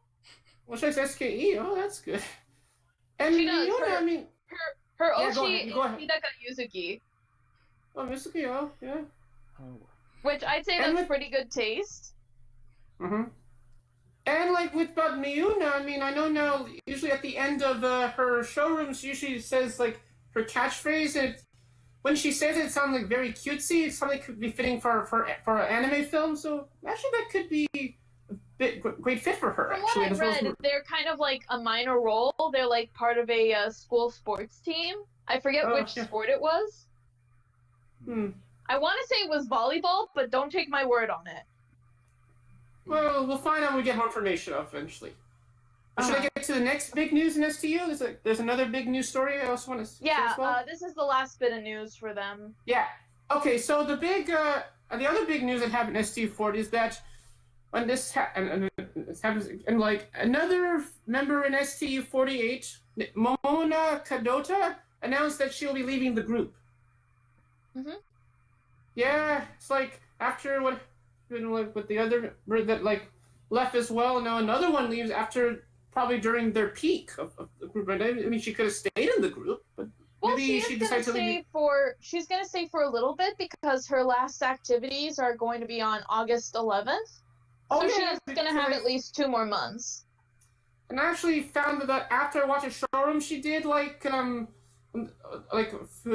and then like after I checked Twitter, I found out she's leaving the group because there's something on the top of the showroom that said something about August 11th, and then it's actually appears she is leaving the group. Okay, since we're wrapping up with sorry. With what? Wait, what are your thoughts on Momona Kadota leaving STU? I don't know her. You don't know? Yeah, okay. Sorry, I don't really know her too well either. Like I said, I know her. She's actually very fun, and I talked to her a few times, and yeah, she's a very fun member. Okay. Okay. Well, hey, wish her the best. Yeah. Okay, so since we're wrapping up with the SCU news, this is sort of related. We can go on to the multi-group news because there are 2 topics that have SCU within them. Okay. So first off, SCU48 and SKE48 are going to be holding a joint live for Otodama C Studio 2019 on July 15th. And then also, STU and AKB48 are going to have a joint handshake event on September 14th. So definitely look forward to both of those. Good. Some other event news. The 48 group is going to participate in Summer Station Music Festival. So there's AKB48 Team 8, NMB48, STU48, and then also Equal Love and Last Idol. They're all going to be performing on different days. So Team 8 will be on July 21st. NMB will be on August 1st. Equal Love will be on August the 10th. STU will be on August the 12th. And did I miss anyone? Nope. Oh, Last Idol. Last Idol will be on September... No, not September. July. I'm sorry, it's numbered weird. July 13th. Okay. And then last bit of multi-group news is they revealed the results for the Recommend face-only female idol elections, which is basically fans got to put in their votes for idols that they liked just by their faces, just by their looks. Okay. So I'm going to announce the results. In 20th place, there's Nagahama Neru from Keakizaka. In 19th is Matsumura Sayuri from Nogizaka. 18th is Watanabe Risa from Keakizaka. 17th is Ikuta Erika from Nogizaka. 16th is Terada Ranze from Nogizaka. 15th is Watanabe Rika from Keakizaka. 14th is Suzumoto Miyu from Keakizaka. What? Miyu? Rika? What? 13th is Yoda Yuki from Nogizaka. 12th is Kosaka Nao from Hinatazaka. 11th is Hoshino Minami from Nogizaka. 10th is Hirate Yurina from Keakizaka. So 46 groups are sweeping. 46 groups are sweeping the result, yeah. Yurina Haruppi? Yeah. That's good. So, good. Ninth is Matsui Jurina from SKE48. 8th is Saito Asuka from Nogizaka. 7th is Kato Shiho from Hinatazaka. Yeah, that makes sense. That makes complete sense. 6th is Ota Yuri from NMB48. 5th is Hori Miona from Nogizaka. 4th is Suzuki Ayane from Nogizaka. 3rd is Suga Yuka from Keakizaka. 2nd is Sasaki Kotoko from Nogizaka. And 1st is Shirai Shimai from Nogizaka. Wow, I couldn't have guessed that, huh? Shirai Shimai beauty is OP, I realized. Is this just 48, 46, like, the poll, or was this, like, all idols in general? I want to say this was for all idols in general, because it says female idol election. Then it just seems weird to have the top 20 just be 48, 46 groups to me. Mainly 46 groups, actually. Mainly. Like, I'm just saying, yeah, because they're mainstream, but just because they're mainstream, you know where. Well, I want to know which person I think that is attractive based on their face. My favorite, Oshimen Minami Minagishi. She's pretty. Yeah, she is. I will agree with you on that. Yeah, she's very fun. Yeah. What about you, Steven Ruka?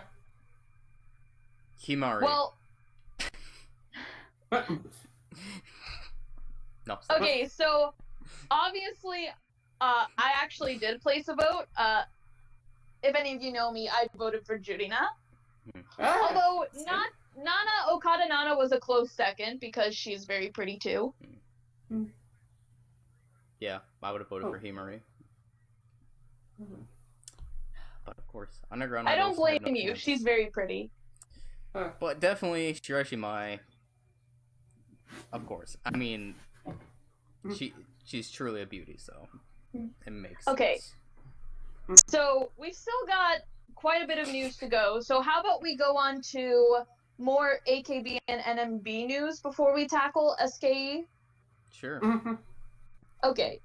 So first off, with AKB48, they announced that they are going to participate in Japan Expo Malaysia on July 27th. And they actually announced the lineup for the members who are going on that day. Okay.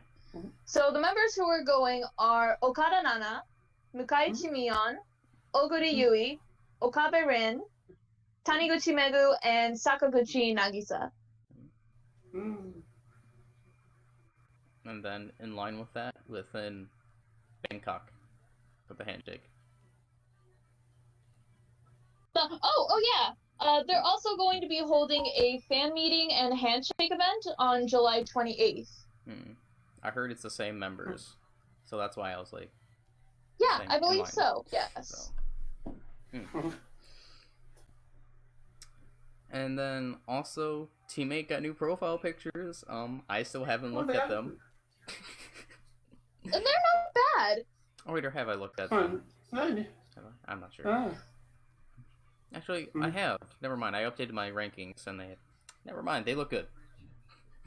Okay. Wait, in these new pictures, they're in the school uniforms? They're not school uniforms. Similar, right? but not the full one, no. Yeah. Yeah.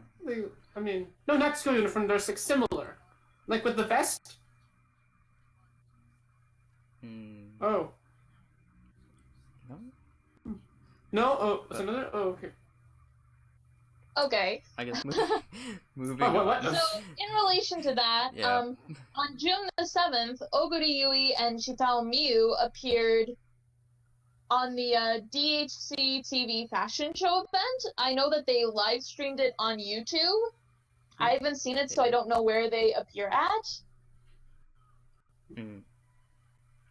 But hey, if you guys can find it, definitely check it out. I think it's up on the article on J Showbiz that talks about it. Also, news that's not on here that I know.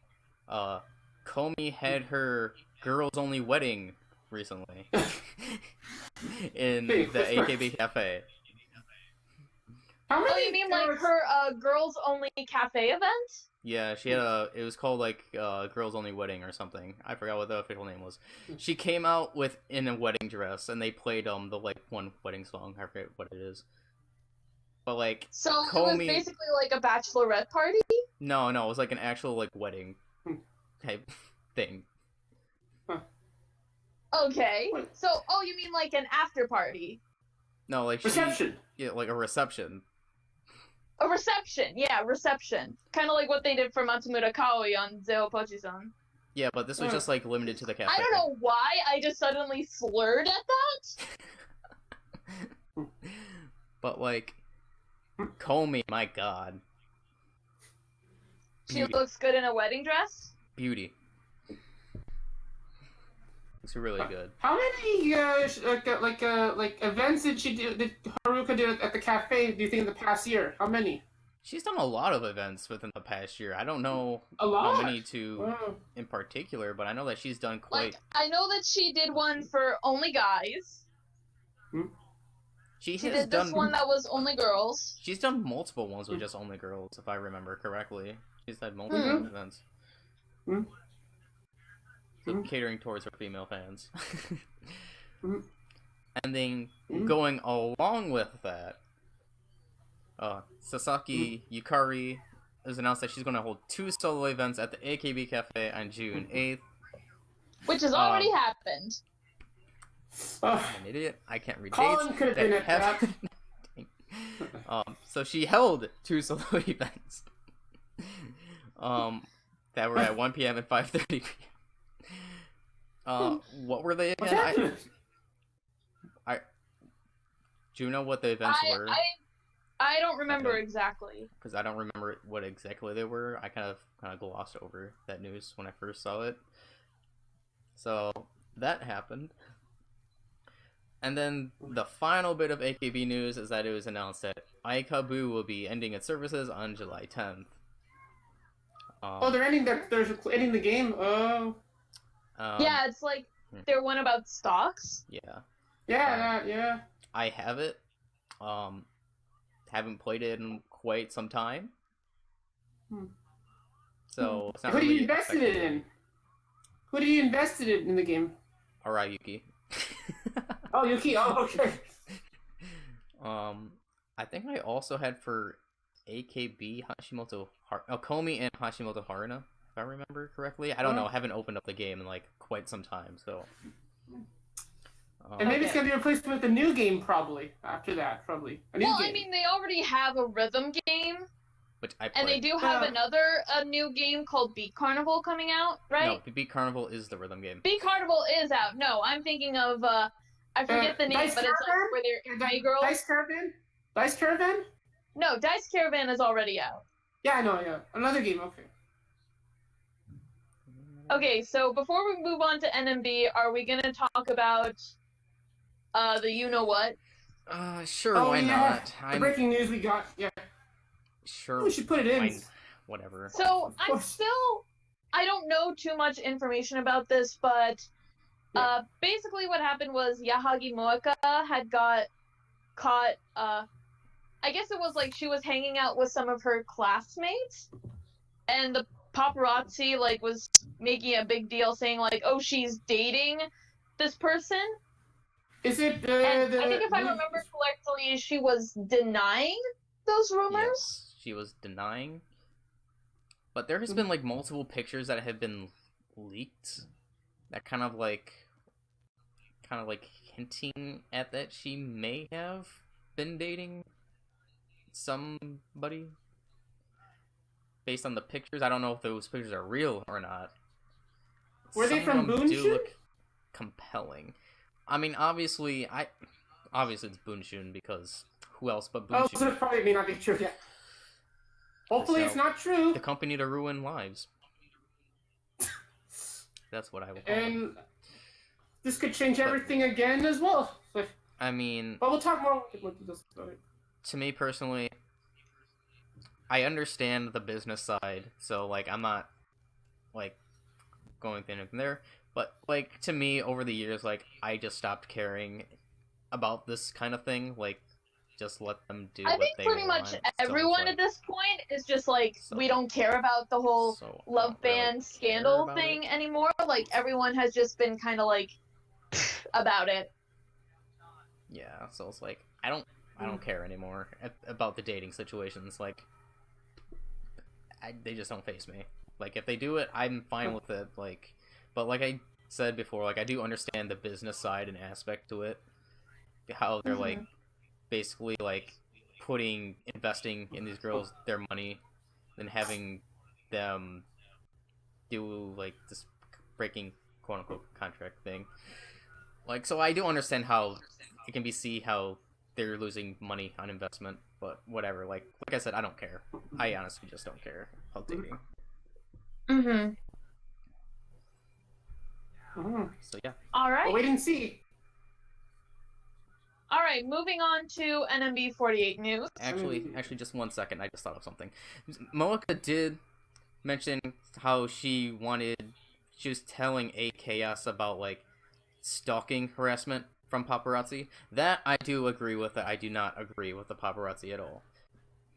Because it's essentially like they said, like, why does the paparazzi get a pass on stalking, quote unquote? Because that's what they do, especially Boonshun, being the piece of craps that they are. And tabloid magazines in North America too. Just in general, it's like, no, don't do that. Like, this shouldn't be allowed either way, even if you are part of a news thing. Like, that doesn't get you a pass to stalk these members whenever they want. And that's what like really makes me mad. More so, I mean, obviously tabloid things in general, but Boonshun especially because of what they've done in the past. Yeah, so we can move on now. More happy news. Yeah, so I know this news will make you happy, Jerison. Hori Shion has joined Instagram.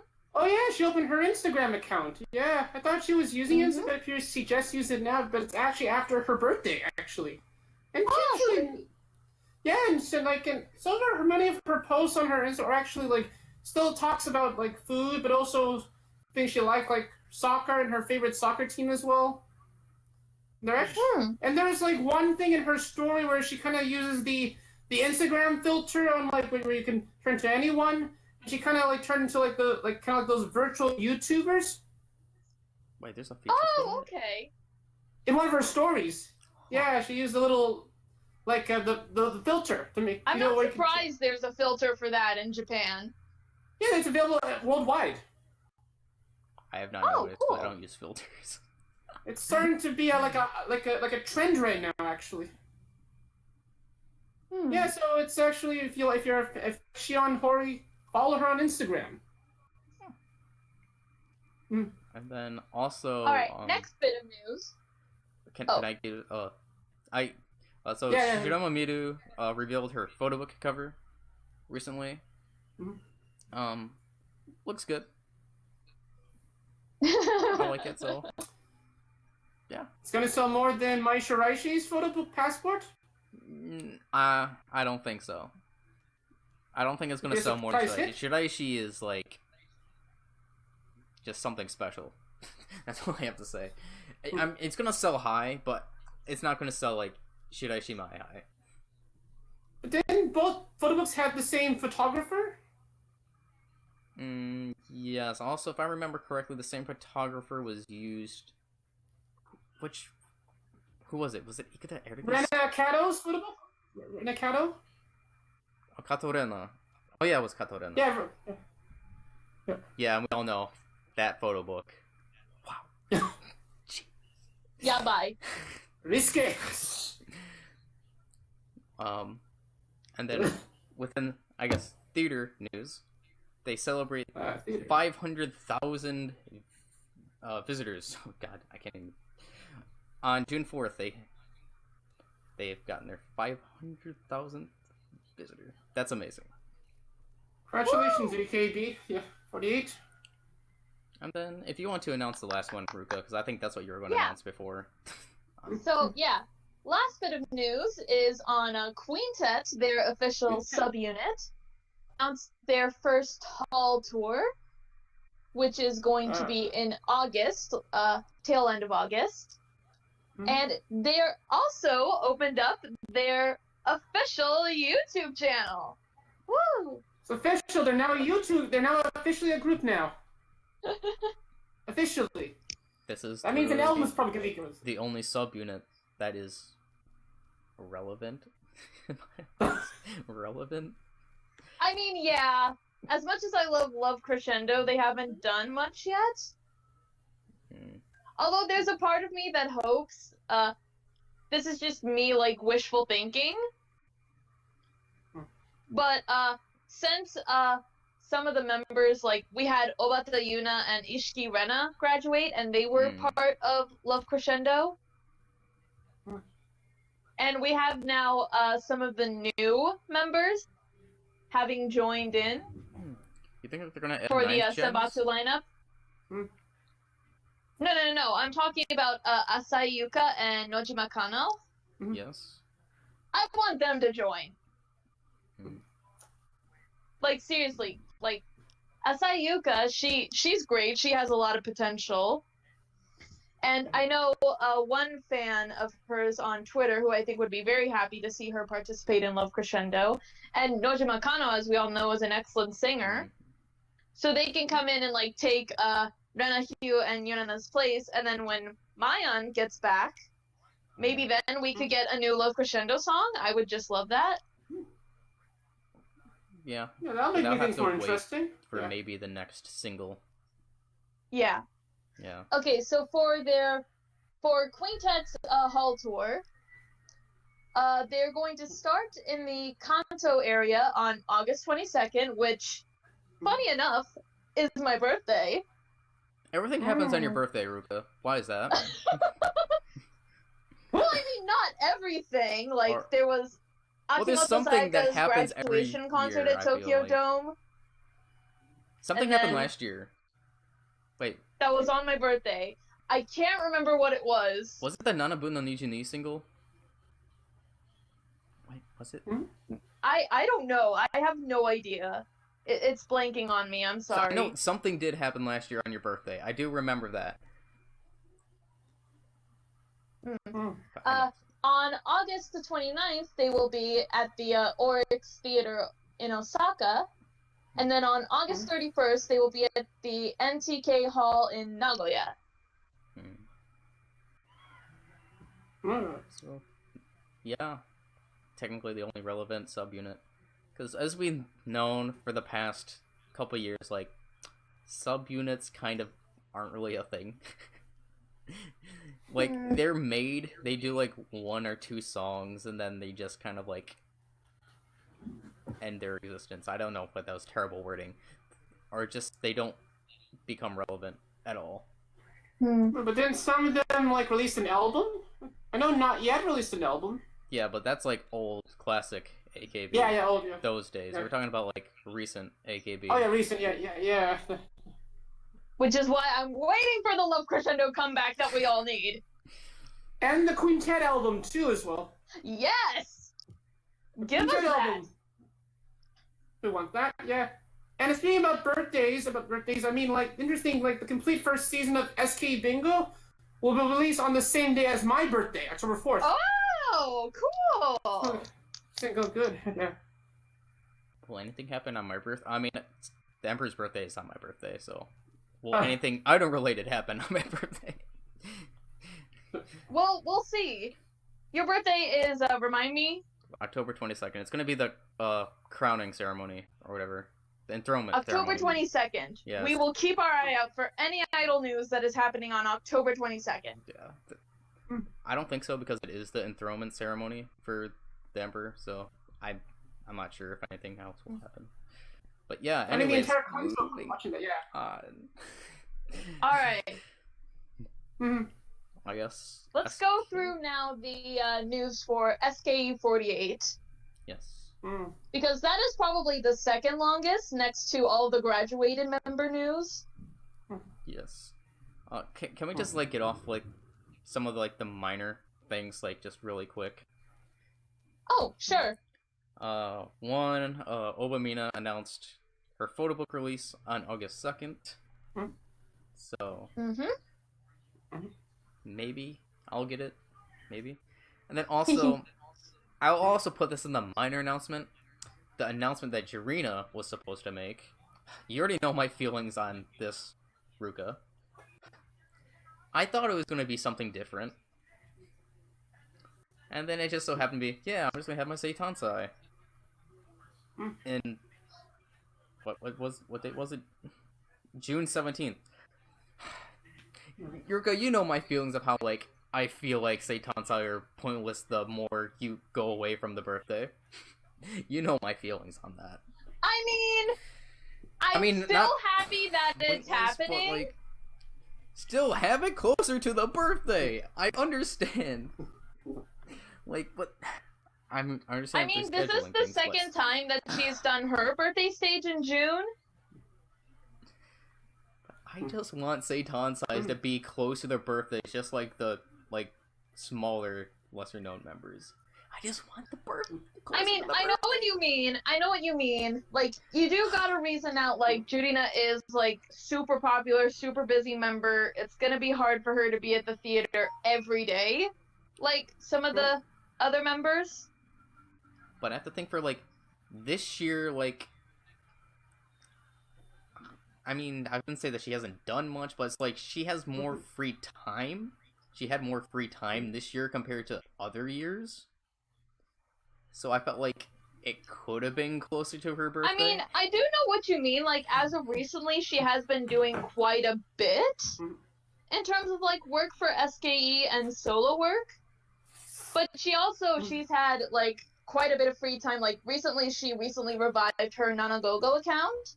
Yes. So she has been updating a lot of her social media, like her Mobame, her Twitter, her Nanagogo. Actually, something interesting that happened was that she tweeted, it was something about Kenny Omega, and then Kenny Omega replied to her. Oh my god, I remember. She was and tweeting in English. And they were replying back and forth to each other, which was so cute. She was tweeting in English. I'm like, okay. She was tweeting in English. I'm like, what is going on? Yeah, she was. And then also with her tweeting, she was saying that she was going to Jakarta sometime, and then a JKT member like commented in English, and then she replied back in English, like, I can't wait to see you when I go back to Jakarta. I'm like, what is going on? I'm like, why is Jirina using English all of a sudden? I mean, she speaks English a bit, actually. Yeah. So I mean, who knows? Maybe those past 3 months when she was out of the group last year, maybe she was brushing up on her English in some of her free time. It just kind of like threw me off guard. I'm like, when has she gotten this good at English? I don't ever remember her. I mean, it's not just English too. It's like she's been studying like Korean, Taiwanese, Thai. Like, she's very connected with her international fan base. I mean, she spoke those languages in her speech during the election. Yeah, like before the election happened, her like speech before the election happened. And she used all those languages. So, yeah, I just think that's amazing.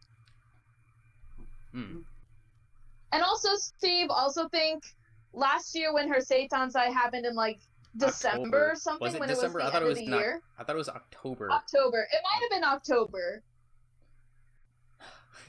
Which was much later than June, so just think, you know, it could have been worse, but it's still happening. I think it could have happened sometime in May or April, because, as we know, no Sosenkyo this year, so that means there was somewhat more free time. April, I don't think so, because she was also working on Hamlet at the time. You're right, but... And then May... I think May, around that time, she was also preparing for the Kanto tours, and she appeared in the Nagoya Century Hall concert. So maybe that's why she couldn't do it in April or May.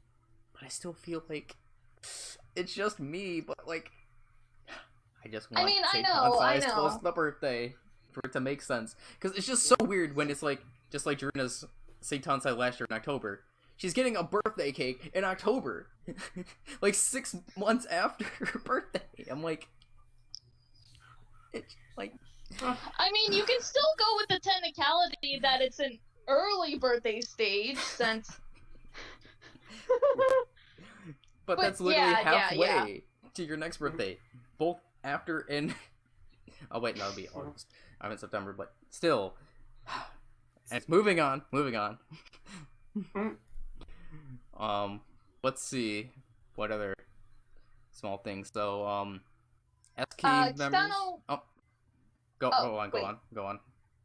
I was gonna say Kitano Ruka and Ota Ayaka were appointed as captain and vice captain respectively for the J2 FC Gifu cheerleaders. Wait, so they're in a cheerleading team for a team? Yeah, they're basically helping promote that. I believe they are both from Gifu, that's why. Oh, okay, J2. Okay, I'm like, what? Shouldn't they be supporting Nagoya Grampus? Because, but I realized it's J2, not J1. Okay, that makes sense. Okay, so what were you about to say? I'm sorry, I cut you off there. So SK members will make appearances at Chunichi Dragons for the Seibu Lions games on June 18th through the 20th. That's what I was going to get to. Most likely throwing opening pitches. So yeah, I have some of the members here, actually. So on June 18th, it will be Inoue Ruka, Nomura Mio, Takeuchi Saki, Asai Yuka, and Kumazaki Haruka. On June 19th, it will be Kamimura Ayuka, Hidaka Yuzuki, Soda Sarina, Mizuno Airi, and Takeuchi Saki. 20th, it will be Nakamura Izumi, Hidaka Yuzuki, Soda Sarina, Kumazaki Haruka, and Saito Makiko. This is going to be very interesting because, for those of you who know, Hidaka Yuzuki is one of the biggest Chunichi Dragon fans. I was gonna say, I wonder in the what's group. Gonna happen. Like, it's gonna be interesting. But Soda Sarina is a Seibu Lions fan. If you remember, she did the opening pin for the Seibu Lions. Yeah. Also, I think since there are like multiple members here, not just one or two, I don't know if any of them are going to do the opening pitch, but I think they're actually going to be present at the event, like as guest commentators. If anyone, I would feel like Yuzuki would be the one to. If anyone. Again, yeah. I'm just saying, if anyone. Yuzuki. But still, it's going to be pretty funny to imagine, like, Yuzuki and Sarina getting in a heated argument over which team is going to win. It's going to be... That'll be an interesting debate. It's going to be fun. Yeah. And then also, SKE is going to be crossing over with Otana no Cafe for a comedy play. Yes. I want to talk about that. Then go ahead. So yes, they actually held a special showroom talking about this. So this was actually part of a recent Passion for You event on the Passion for You mobile game.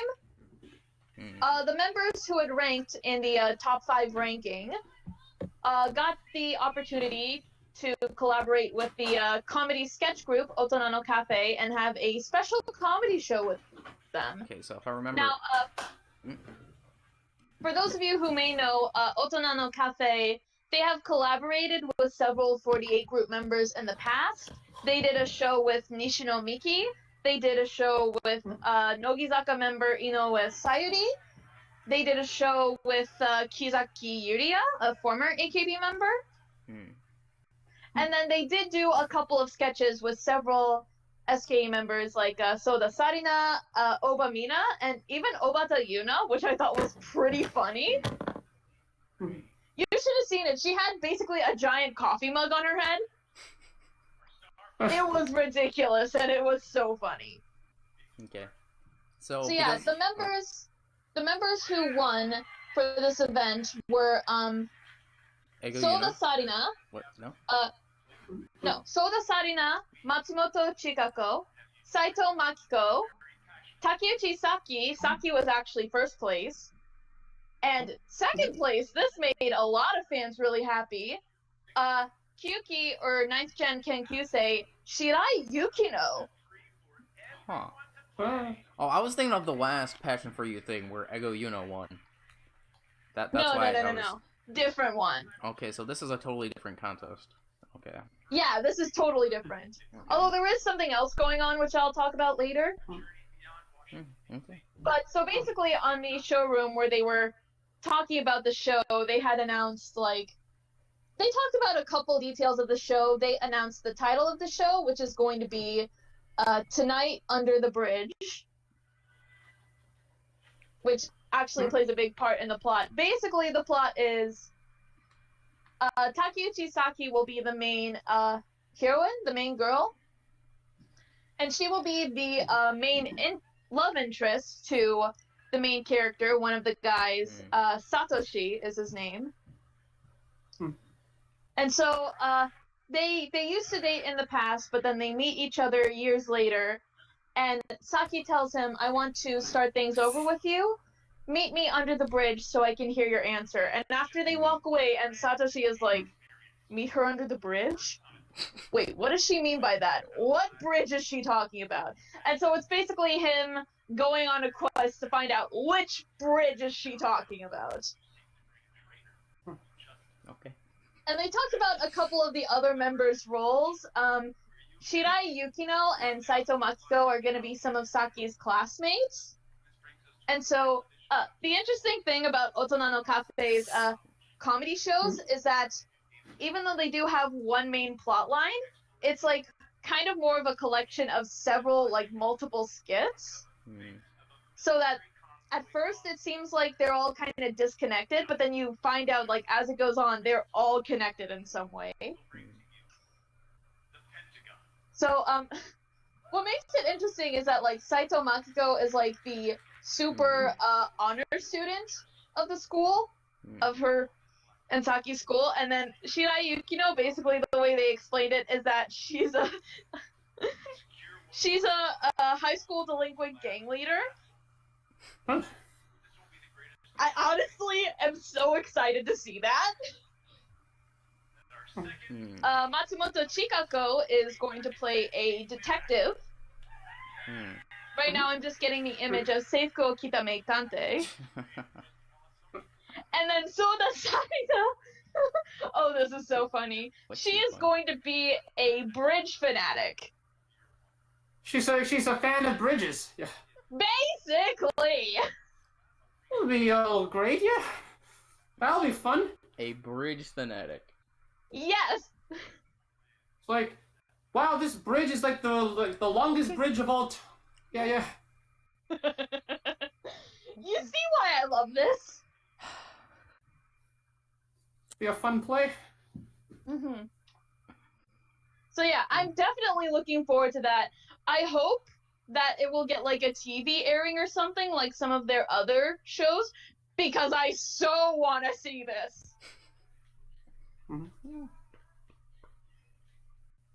And I guess since it's intertwined with the Passion for You stuff, I want to talk about the next current event that is going on.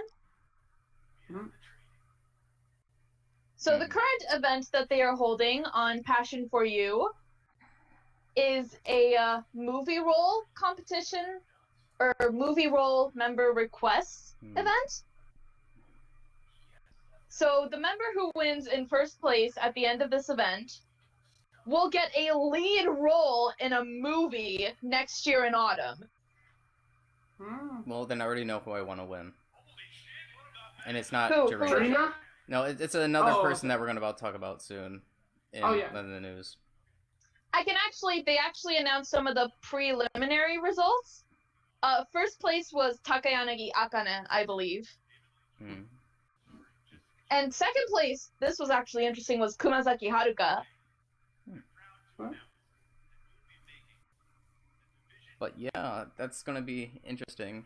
And then when I talk about this, so the person who I want to win is Kitagawa Yoshino, but I saw the news and I'm like, But because you said this is going to be released in August of next year? Autumn. Autumn of next year? So there's time. So for the Kitagawa Yoshino news, so she has to take a break due to a foot injury while she was performing. No, but she recovered. Already? Oh, update. Did you not see the update I have under it? Okay, so, yes, Kitagawa Yoshino did suffer a, minor foot injury. I'm blind. So she had to take a break from performing for a while because I believe it was a fractured bone in her foot. But she has recovered from it because she participated in an event that happened. I don't know if it happened today or it happened a different day and they just aired it on TV. We'll talk about it later. But she did participate in that. So I would say she did.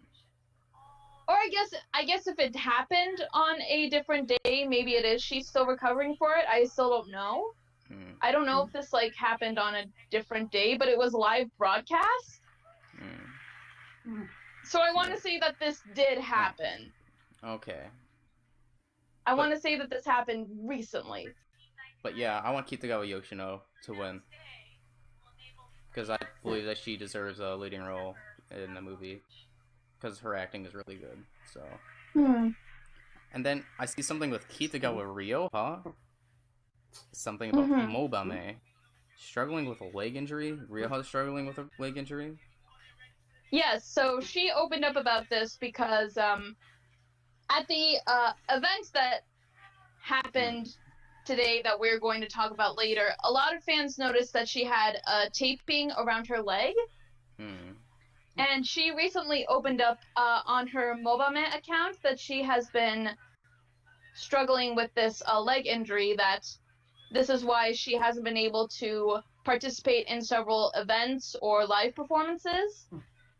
Do you think this is also maybe the reason why she wasn't in the Senbatsu for the upcoming single? So, yes. I think this is the reason why.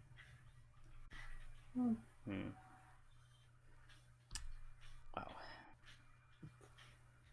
So yeah.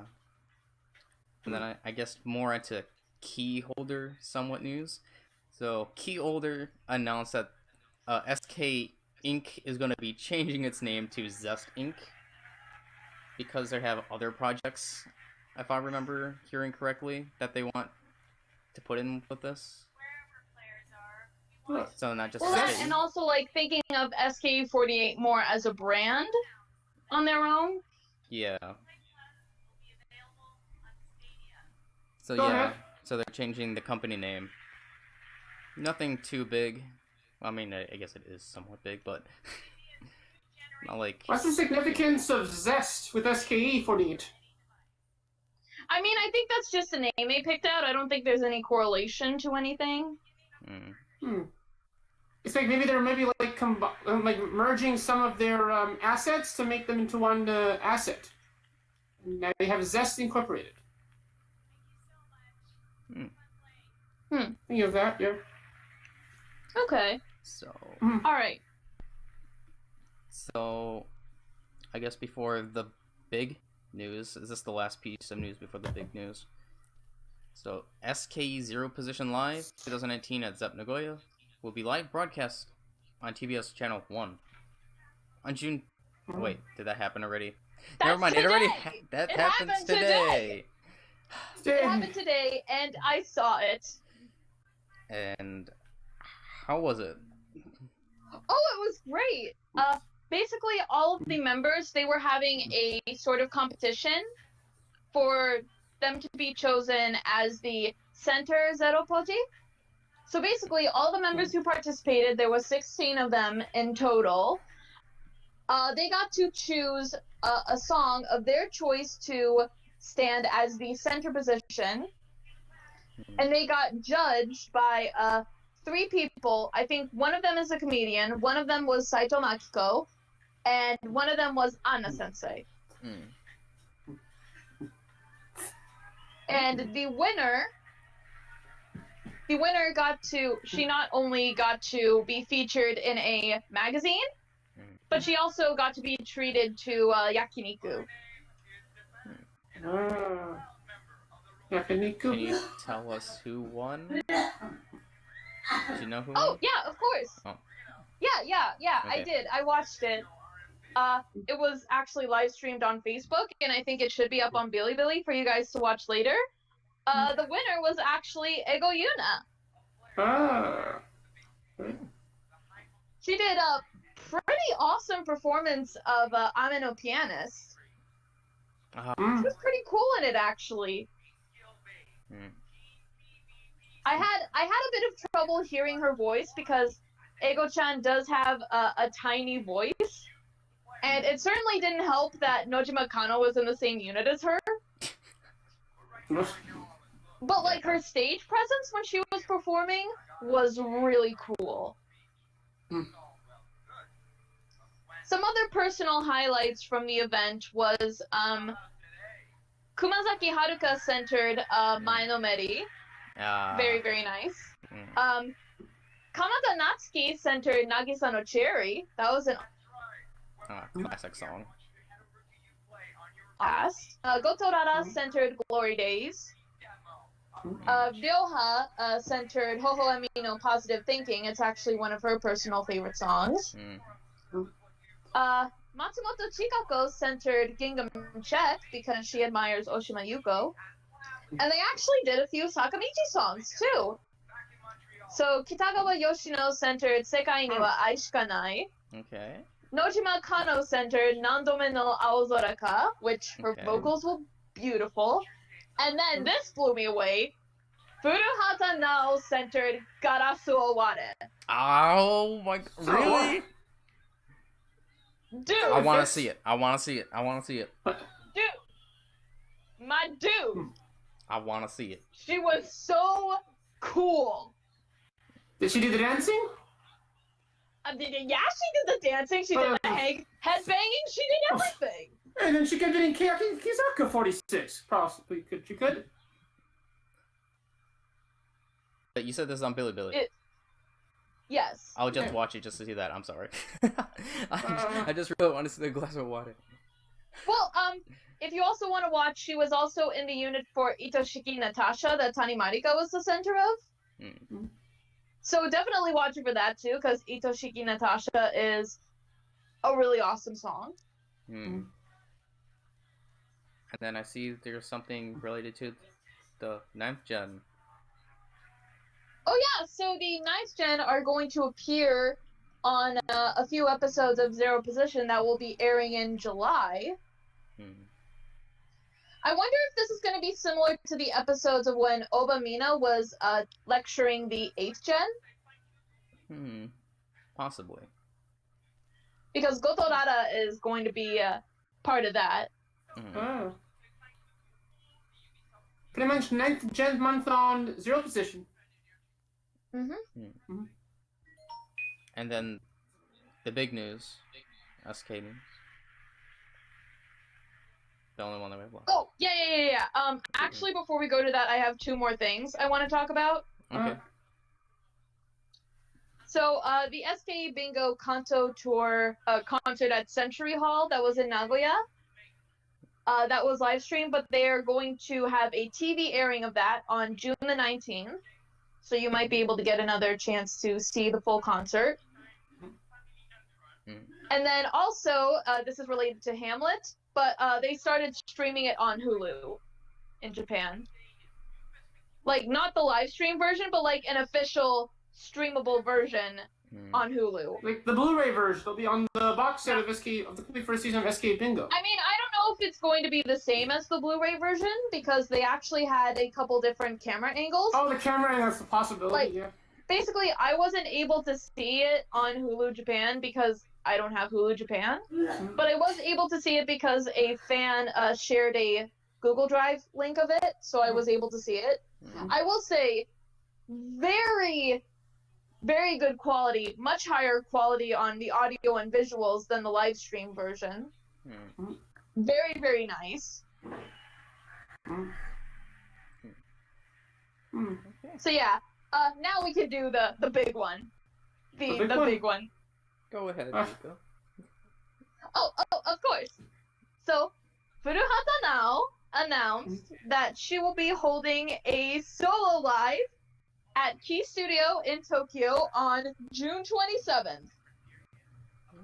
Well, that's a very exciting. But how big is Key Studio? How big is it? Key Studio. You know what? I don't know. I want to say it's a pretty good size.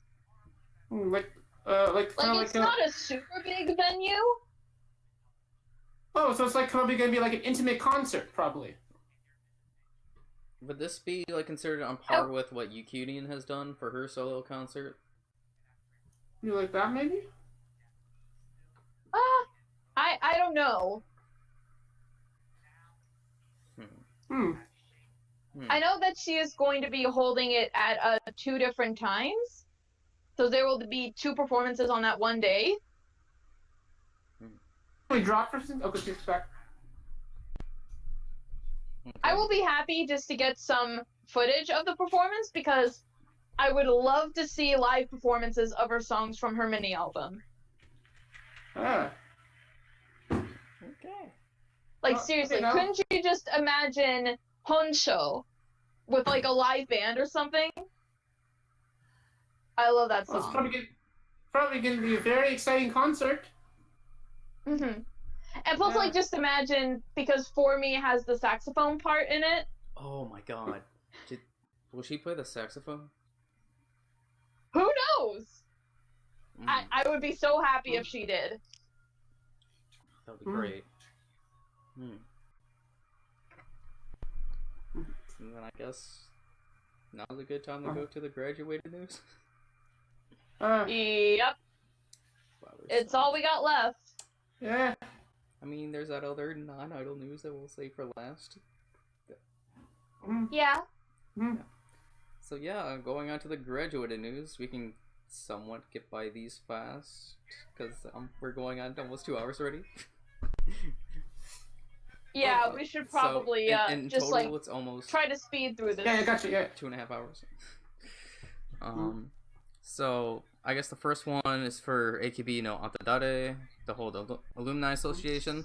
That one is interesting, seeing how they're literally going through like almost every single generation of members that are going to participate. All of them graduated members. Yeah, if I can watch this, I will probably watch it. Katayama Haruka was appointed as the administrator, or one of the administrators for it. So yeah, that's happening. Then Wakatsuki Yumi's getting a role in a stage play called Gozen. No, nothing about that. I'll talk about that a bit. Okay, then go. Talk about it. So she is going to be playing a character named Nana, who is the younger sister of a samurai. And the show is going to be playing through September. On what channel? No, it's not. No, it's not a TV stream. Like, it's an actual live show. Oh, it's a play. Sorry. Okay, I thought it was a show. Yeah. Sorry. Yeah. Okay. Then something that I'm happy to hear is that Tomochin is announcing a tour and then also a theme song for a TV drama. Which means we're getting another new song from Tomochin. Now, I hope just personally to me, she stays with what she's been doing recently, the past 2-3 singles. Because I think that she's been doing really well with that type of music.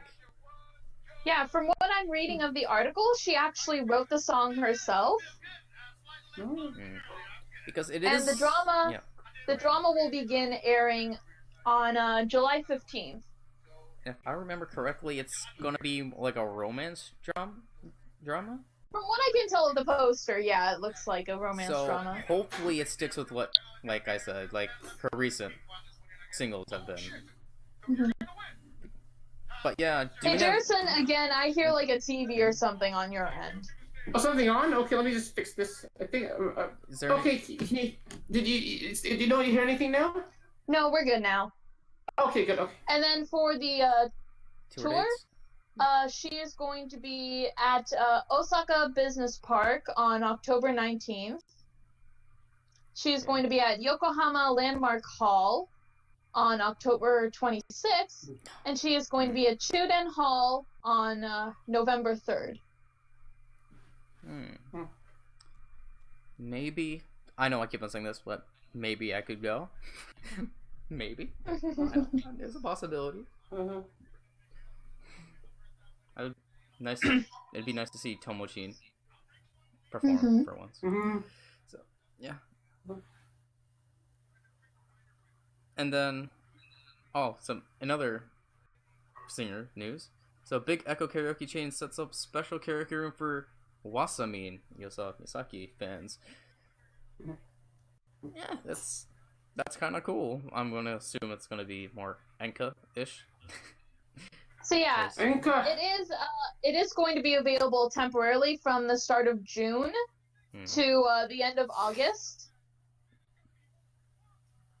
But yeah, like from like the pictures, the promo pictures, the entire room is filled with Wasamin. There's so many Wasamin pictures, like on the walls, on the table. And then you can announce the next thing, Ruka, if you want.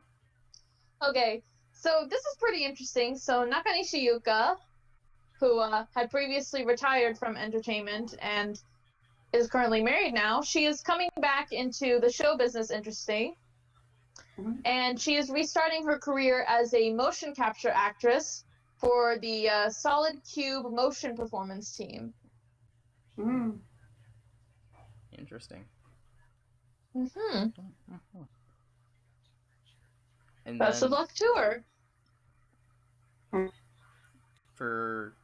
And there are going to be some graduated members, God, I can't talk, to hold an unofficial sports competition for a variety program called London Hearts. Now, I like this because, you know, AKB hasn't done really anything sporty. I know B&K is going to be having their sporting event. I had an idea of something that AKB could do for a sports day. Maybe they could do a sports day which it has all the 48 groups, as well as all the 46 groups as well. That would be interesting for a sports day, since the Olympics is happening next year. Well, we'll see. That would be a good idea. So, the variety program is going to air on June the 11th, which is tomorrow. And the participating members, I'm going to read them off as much as I can. So, from the first gen is Urano Kazumi and Oe Tomomi. And Tojima Hana and Hirajima Natsumi. From the second gen, this is interesting. Imai Yu, Kobayashi Kana, Matsubara Natsumi, and Ohori Megumi. Kind of surprising Meitans still got it. I want to say something. I was thinking of, when I announced with the Anta Nodare, this is what I was thinking about. I'm sorry. So I got mixed up. Okay. Katayama Haruka is in this, though. Katayama Haruka and Tanabe Miku for 3rd gen. Nakata Chisato for 4th gen. For 5th gen, Kohara Haruka and Uchida Mayumi. For the 7th gen, Maeda Ami and Matsui Sakiko. For the 9th gen, Nagao Maria. For the 11th gen, Morikawa Ayaka and Kojima Natsuki. For the 13th gen, Okada Ayaka. For the 14th gen, Maeda Mitsuki, Hashimoto Haruna, and Nishino Miki. That will be hilarious. For the 15th gen, Ino Miyabi, and this makes me happy, Owada Nana. And for Team 8, Kondo Moeri. Big lineup. So yeah, definitely look forward to that. Yeah, this is what I meant, what I wanted to see. Not the Hansa no Tare. So yeah. And then Eto Misa is getting her first lead role in a movie. That film, yeah. I don't know what the film's called. So yes, the film title will be the film title is called Shizukana Ame, or Quiet Rain, and it will be released in spring next year. Next year, yeah. And then also Happy... Oh, go ahead, go. Yeah, I was saying, but like, when I found out about the film on like the slow part, I'm thinking that this film might be similar to the film Still Alice. You know that film that has Julianne Moore? It might be similar to that. No. Yeah, because I found out the film is about a scientist, and like, somehow I think in the film she might have like Alzheimer's, and then there's like her like boyfriend, and they kind of work with each other. Something like that. We'll see what the plot is about when we get more information. I think they released the plot of it actually. Okay. Yeah, I was saying it's about like a scientist who then somehow gets like Alzheimer's, and then somehow her boyfriend kind of work together. Okay. Yeah, I kind of think something like that. All right. So next, you can talk about this since you were about to say it. In happy news, former Nogizaka member Hatanaka Sera gave birth to her first child and daughter on the so that was really happy and exciting to see. Alright, next up, Kojima Mako held a fashion exhibition for her fashion brand Haruhirone, and there were several members, both current AKB members and former members, who came to the event. They posted it on their social media, and Mako shared it. So, for example, Yamamoto Sayaka came, Kizaki Yuria came, Kawamoto Saya, Taniguchi Megu, Fukuoka Seina. A bunch of members came. Oshima Yuko came. A bunch of members came. A bunch. I saw it all over Instagram. And all the Instagram stories. So yeah, she is doing incredibly well. Then you can go on to the next one as well, Ruka. So Obata Yuna is also having a collaboration with the fashion brand Kingly Mask. She came out with 2 original T-shirts. Cool looking. She had a YouTube video where she showed them off. Like a teddy bear on it, and the other one was of a blue rose, which I love blue roses personally. If I could, I would buy those shirts because they look really cool. Alright, next up. So, Kondo Rina and Watanabe Miyuki went to go see former NMB member Kishino Rika's wedding in Hawaii. I saw the picture on Instagram as well. Congratulations! Congratulations. And then I'm excited to see this duo reunite with the senpai and kohai relationship that they had. Kawai Rina and Itano Tomomi are going to be guest appearing in a movie called Diner. Diner. Embarrassing moment. Diner. Again. I'm assuming it has to do something with food. Something like that. I assume. It's no. So basically, to like just give you a very short summary of a plot, it takes place in a diner for killers. Oh, then never mind. Let's see. Kawai's arena role is going to be a talent agent staff, and Itano Tomomi will be a weather forecaster. So there's a chance there's going to be very minor roles for them. But still, it's cool to see them. And also, this is kind of related to it, but Miyawaki Sakura is also in the movie, but not really. Is she in a poster? Well, technically she's in a photo in the diner. I don't think she herself is going to make an appearance because she was lined up with several different other waitresses of the diner who were all implied to be killed. Oh. So yeah, we just get a cute photo of Miyawaki Sakura in a waitress outfit. But that's it. Imagine if she was working at an AKB counter. Yeah. Oh, go ahead. Then in other news, Koga signed with a new agency. Do you know what the agency is, Ruka? It's called Platinum Production. Platinum Production? Mm-hmm. Okay.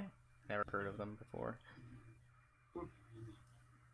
Then I guess you can do the next two, because I feel like you would be more knowledge-based on those. So, Watanabe Mayu made her appearance in the NHK morning drama Natsuzora. She made her first appearance on episode 59, because as you know, these are like long-running drama series. Her character is a female animator in the drama, which I think is very interesting. The show does focus on like animation. I'd say that very well suits her. And then also, this is for Mitamao fans. Mitamao is cast in a stage play called, this title is so crazy, Brain Fluid Explosion Girl. What? Okay. So, it's based off a Vocaloid song. And they revealed some of the visuals for her character, Headlong Girl. That is also based off a Vocaloid song in that same series.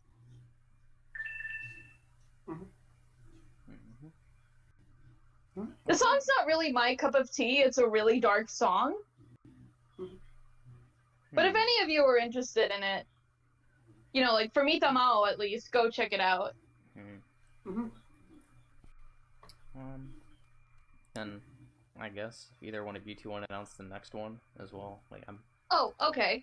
So, next up is Takagi Yumana has created a new Twitter and Instagram account now that she is in the United Kingdom. Wait. Oh, never mind. I was thinking of something else. Sorry. Yeah, I was about to say, yeah, she's in the UK right now. Okay. So definitely check her out on both of those. And then last up for graduated news is that Hasegawa Rena has signed with a new agency, Crocodile. Oh yeah, to start out with her work in voice acting. New management. To give you a few ideas on the management, a couple other former members who are under Crocodile are former SK member Deguchi Aki, who is an anime song singer. And then former HKT member Yamada Marina, who is a voice actress. Okay. So yeah, again, I hope the best for her. Yeah, and she did a showroom this morning, actually, since that happened. Although I know all of us didn't watch it. Although for me, I was actually watching the Tomo and Orange showroom, which was actually very fun. Oh, can I add one more thing to like HKT news, but for like Twitter? I know somehow in the past year I found out that some of that Haruna Anju, she somehow like restarted her Twitter account and changed her username as well. It's now U_Haruna. It was back then Nappy like was for like something, and now she did a fresh like reset. Just to let you know. Okay. And then I guess that's it for the idol news, but there's also another piece of non-idol news that we can talk about because it's big news in the entertainment industry as well that has happened. So it was announced earlier, last week, that the comedian Yamasato Ryota is going to get married to Aoi Yu. I heard that she's a popular actor. So you might be wondering why we're talking about this. Like I said, like Yamasato, he's like really big in Japan. He is. He's like a very big comedian, so it's only noteworthy to talk about him. And for those of you who might be familiar with him, he is also a huge AKB fan. Or most of you might be familiar with him if you guys watch Terrace House. Wait, he was on Terrace House? He's the best commentator on Terrace House. Wait, he's like the narrator of the show. No, he's not Or the narrator. if any of you guys remember the escape show Dero and Tore, Oh, that, yeah. he was the main like MC for that show. Like some of the 48 group members would appear on that show. It had different celebrities and stuff in like certain escape room situations that they had to solve puzzles to get out. And like Yamasato Ryota, or Yama-chan as the members like to affectionately call him, he would always be like the main MC who was like kind of like the game master, I guess is how you would put it. Like they're Alex Trebek. Basically. Yeah. But yeah, this is really, really great news. This made me really happy to hear about it. I mean, it makes and also, like, the reason that Aoyu wanted to marry him is so cute. So they talked about, during a press conference, Aoyu said that the reason she wanted to marry him was because he can make her laugh all day. They have similar money sense and etc. And he is also the type of man who would close the refrigerator door. Okay. What's up with that last fact? You can close the refrigerator door. Okay. I don't know, I guess, like, maybe she has a bad habit of leaving it open. Oh my god. And he would just be very polite and, like, close it for her. But doesn't everyone do that? Would anybody do that? In any case... Give me another thing. Yeah. In any case, congratulations to the happy couple. Yeah. Apparently, they were dating for, like, 2 months or something. Wait, it's 2 months and they got married? Like Yeah, what happened with Mariko and her husband? Yeah. Yeah. Mariko Shinoda? Yeah.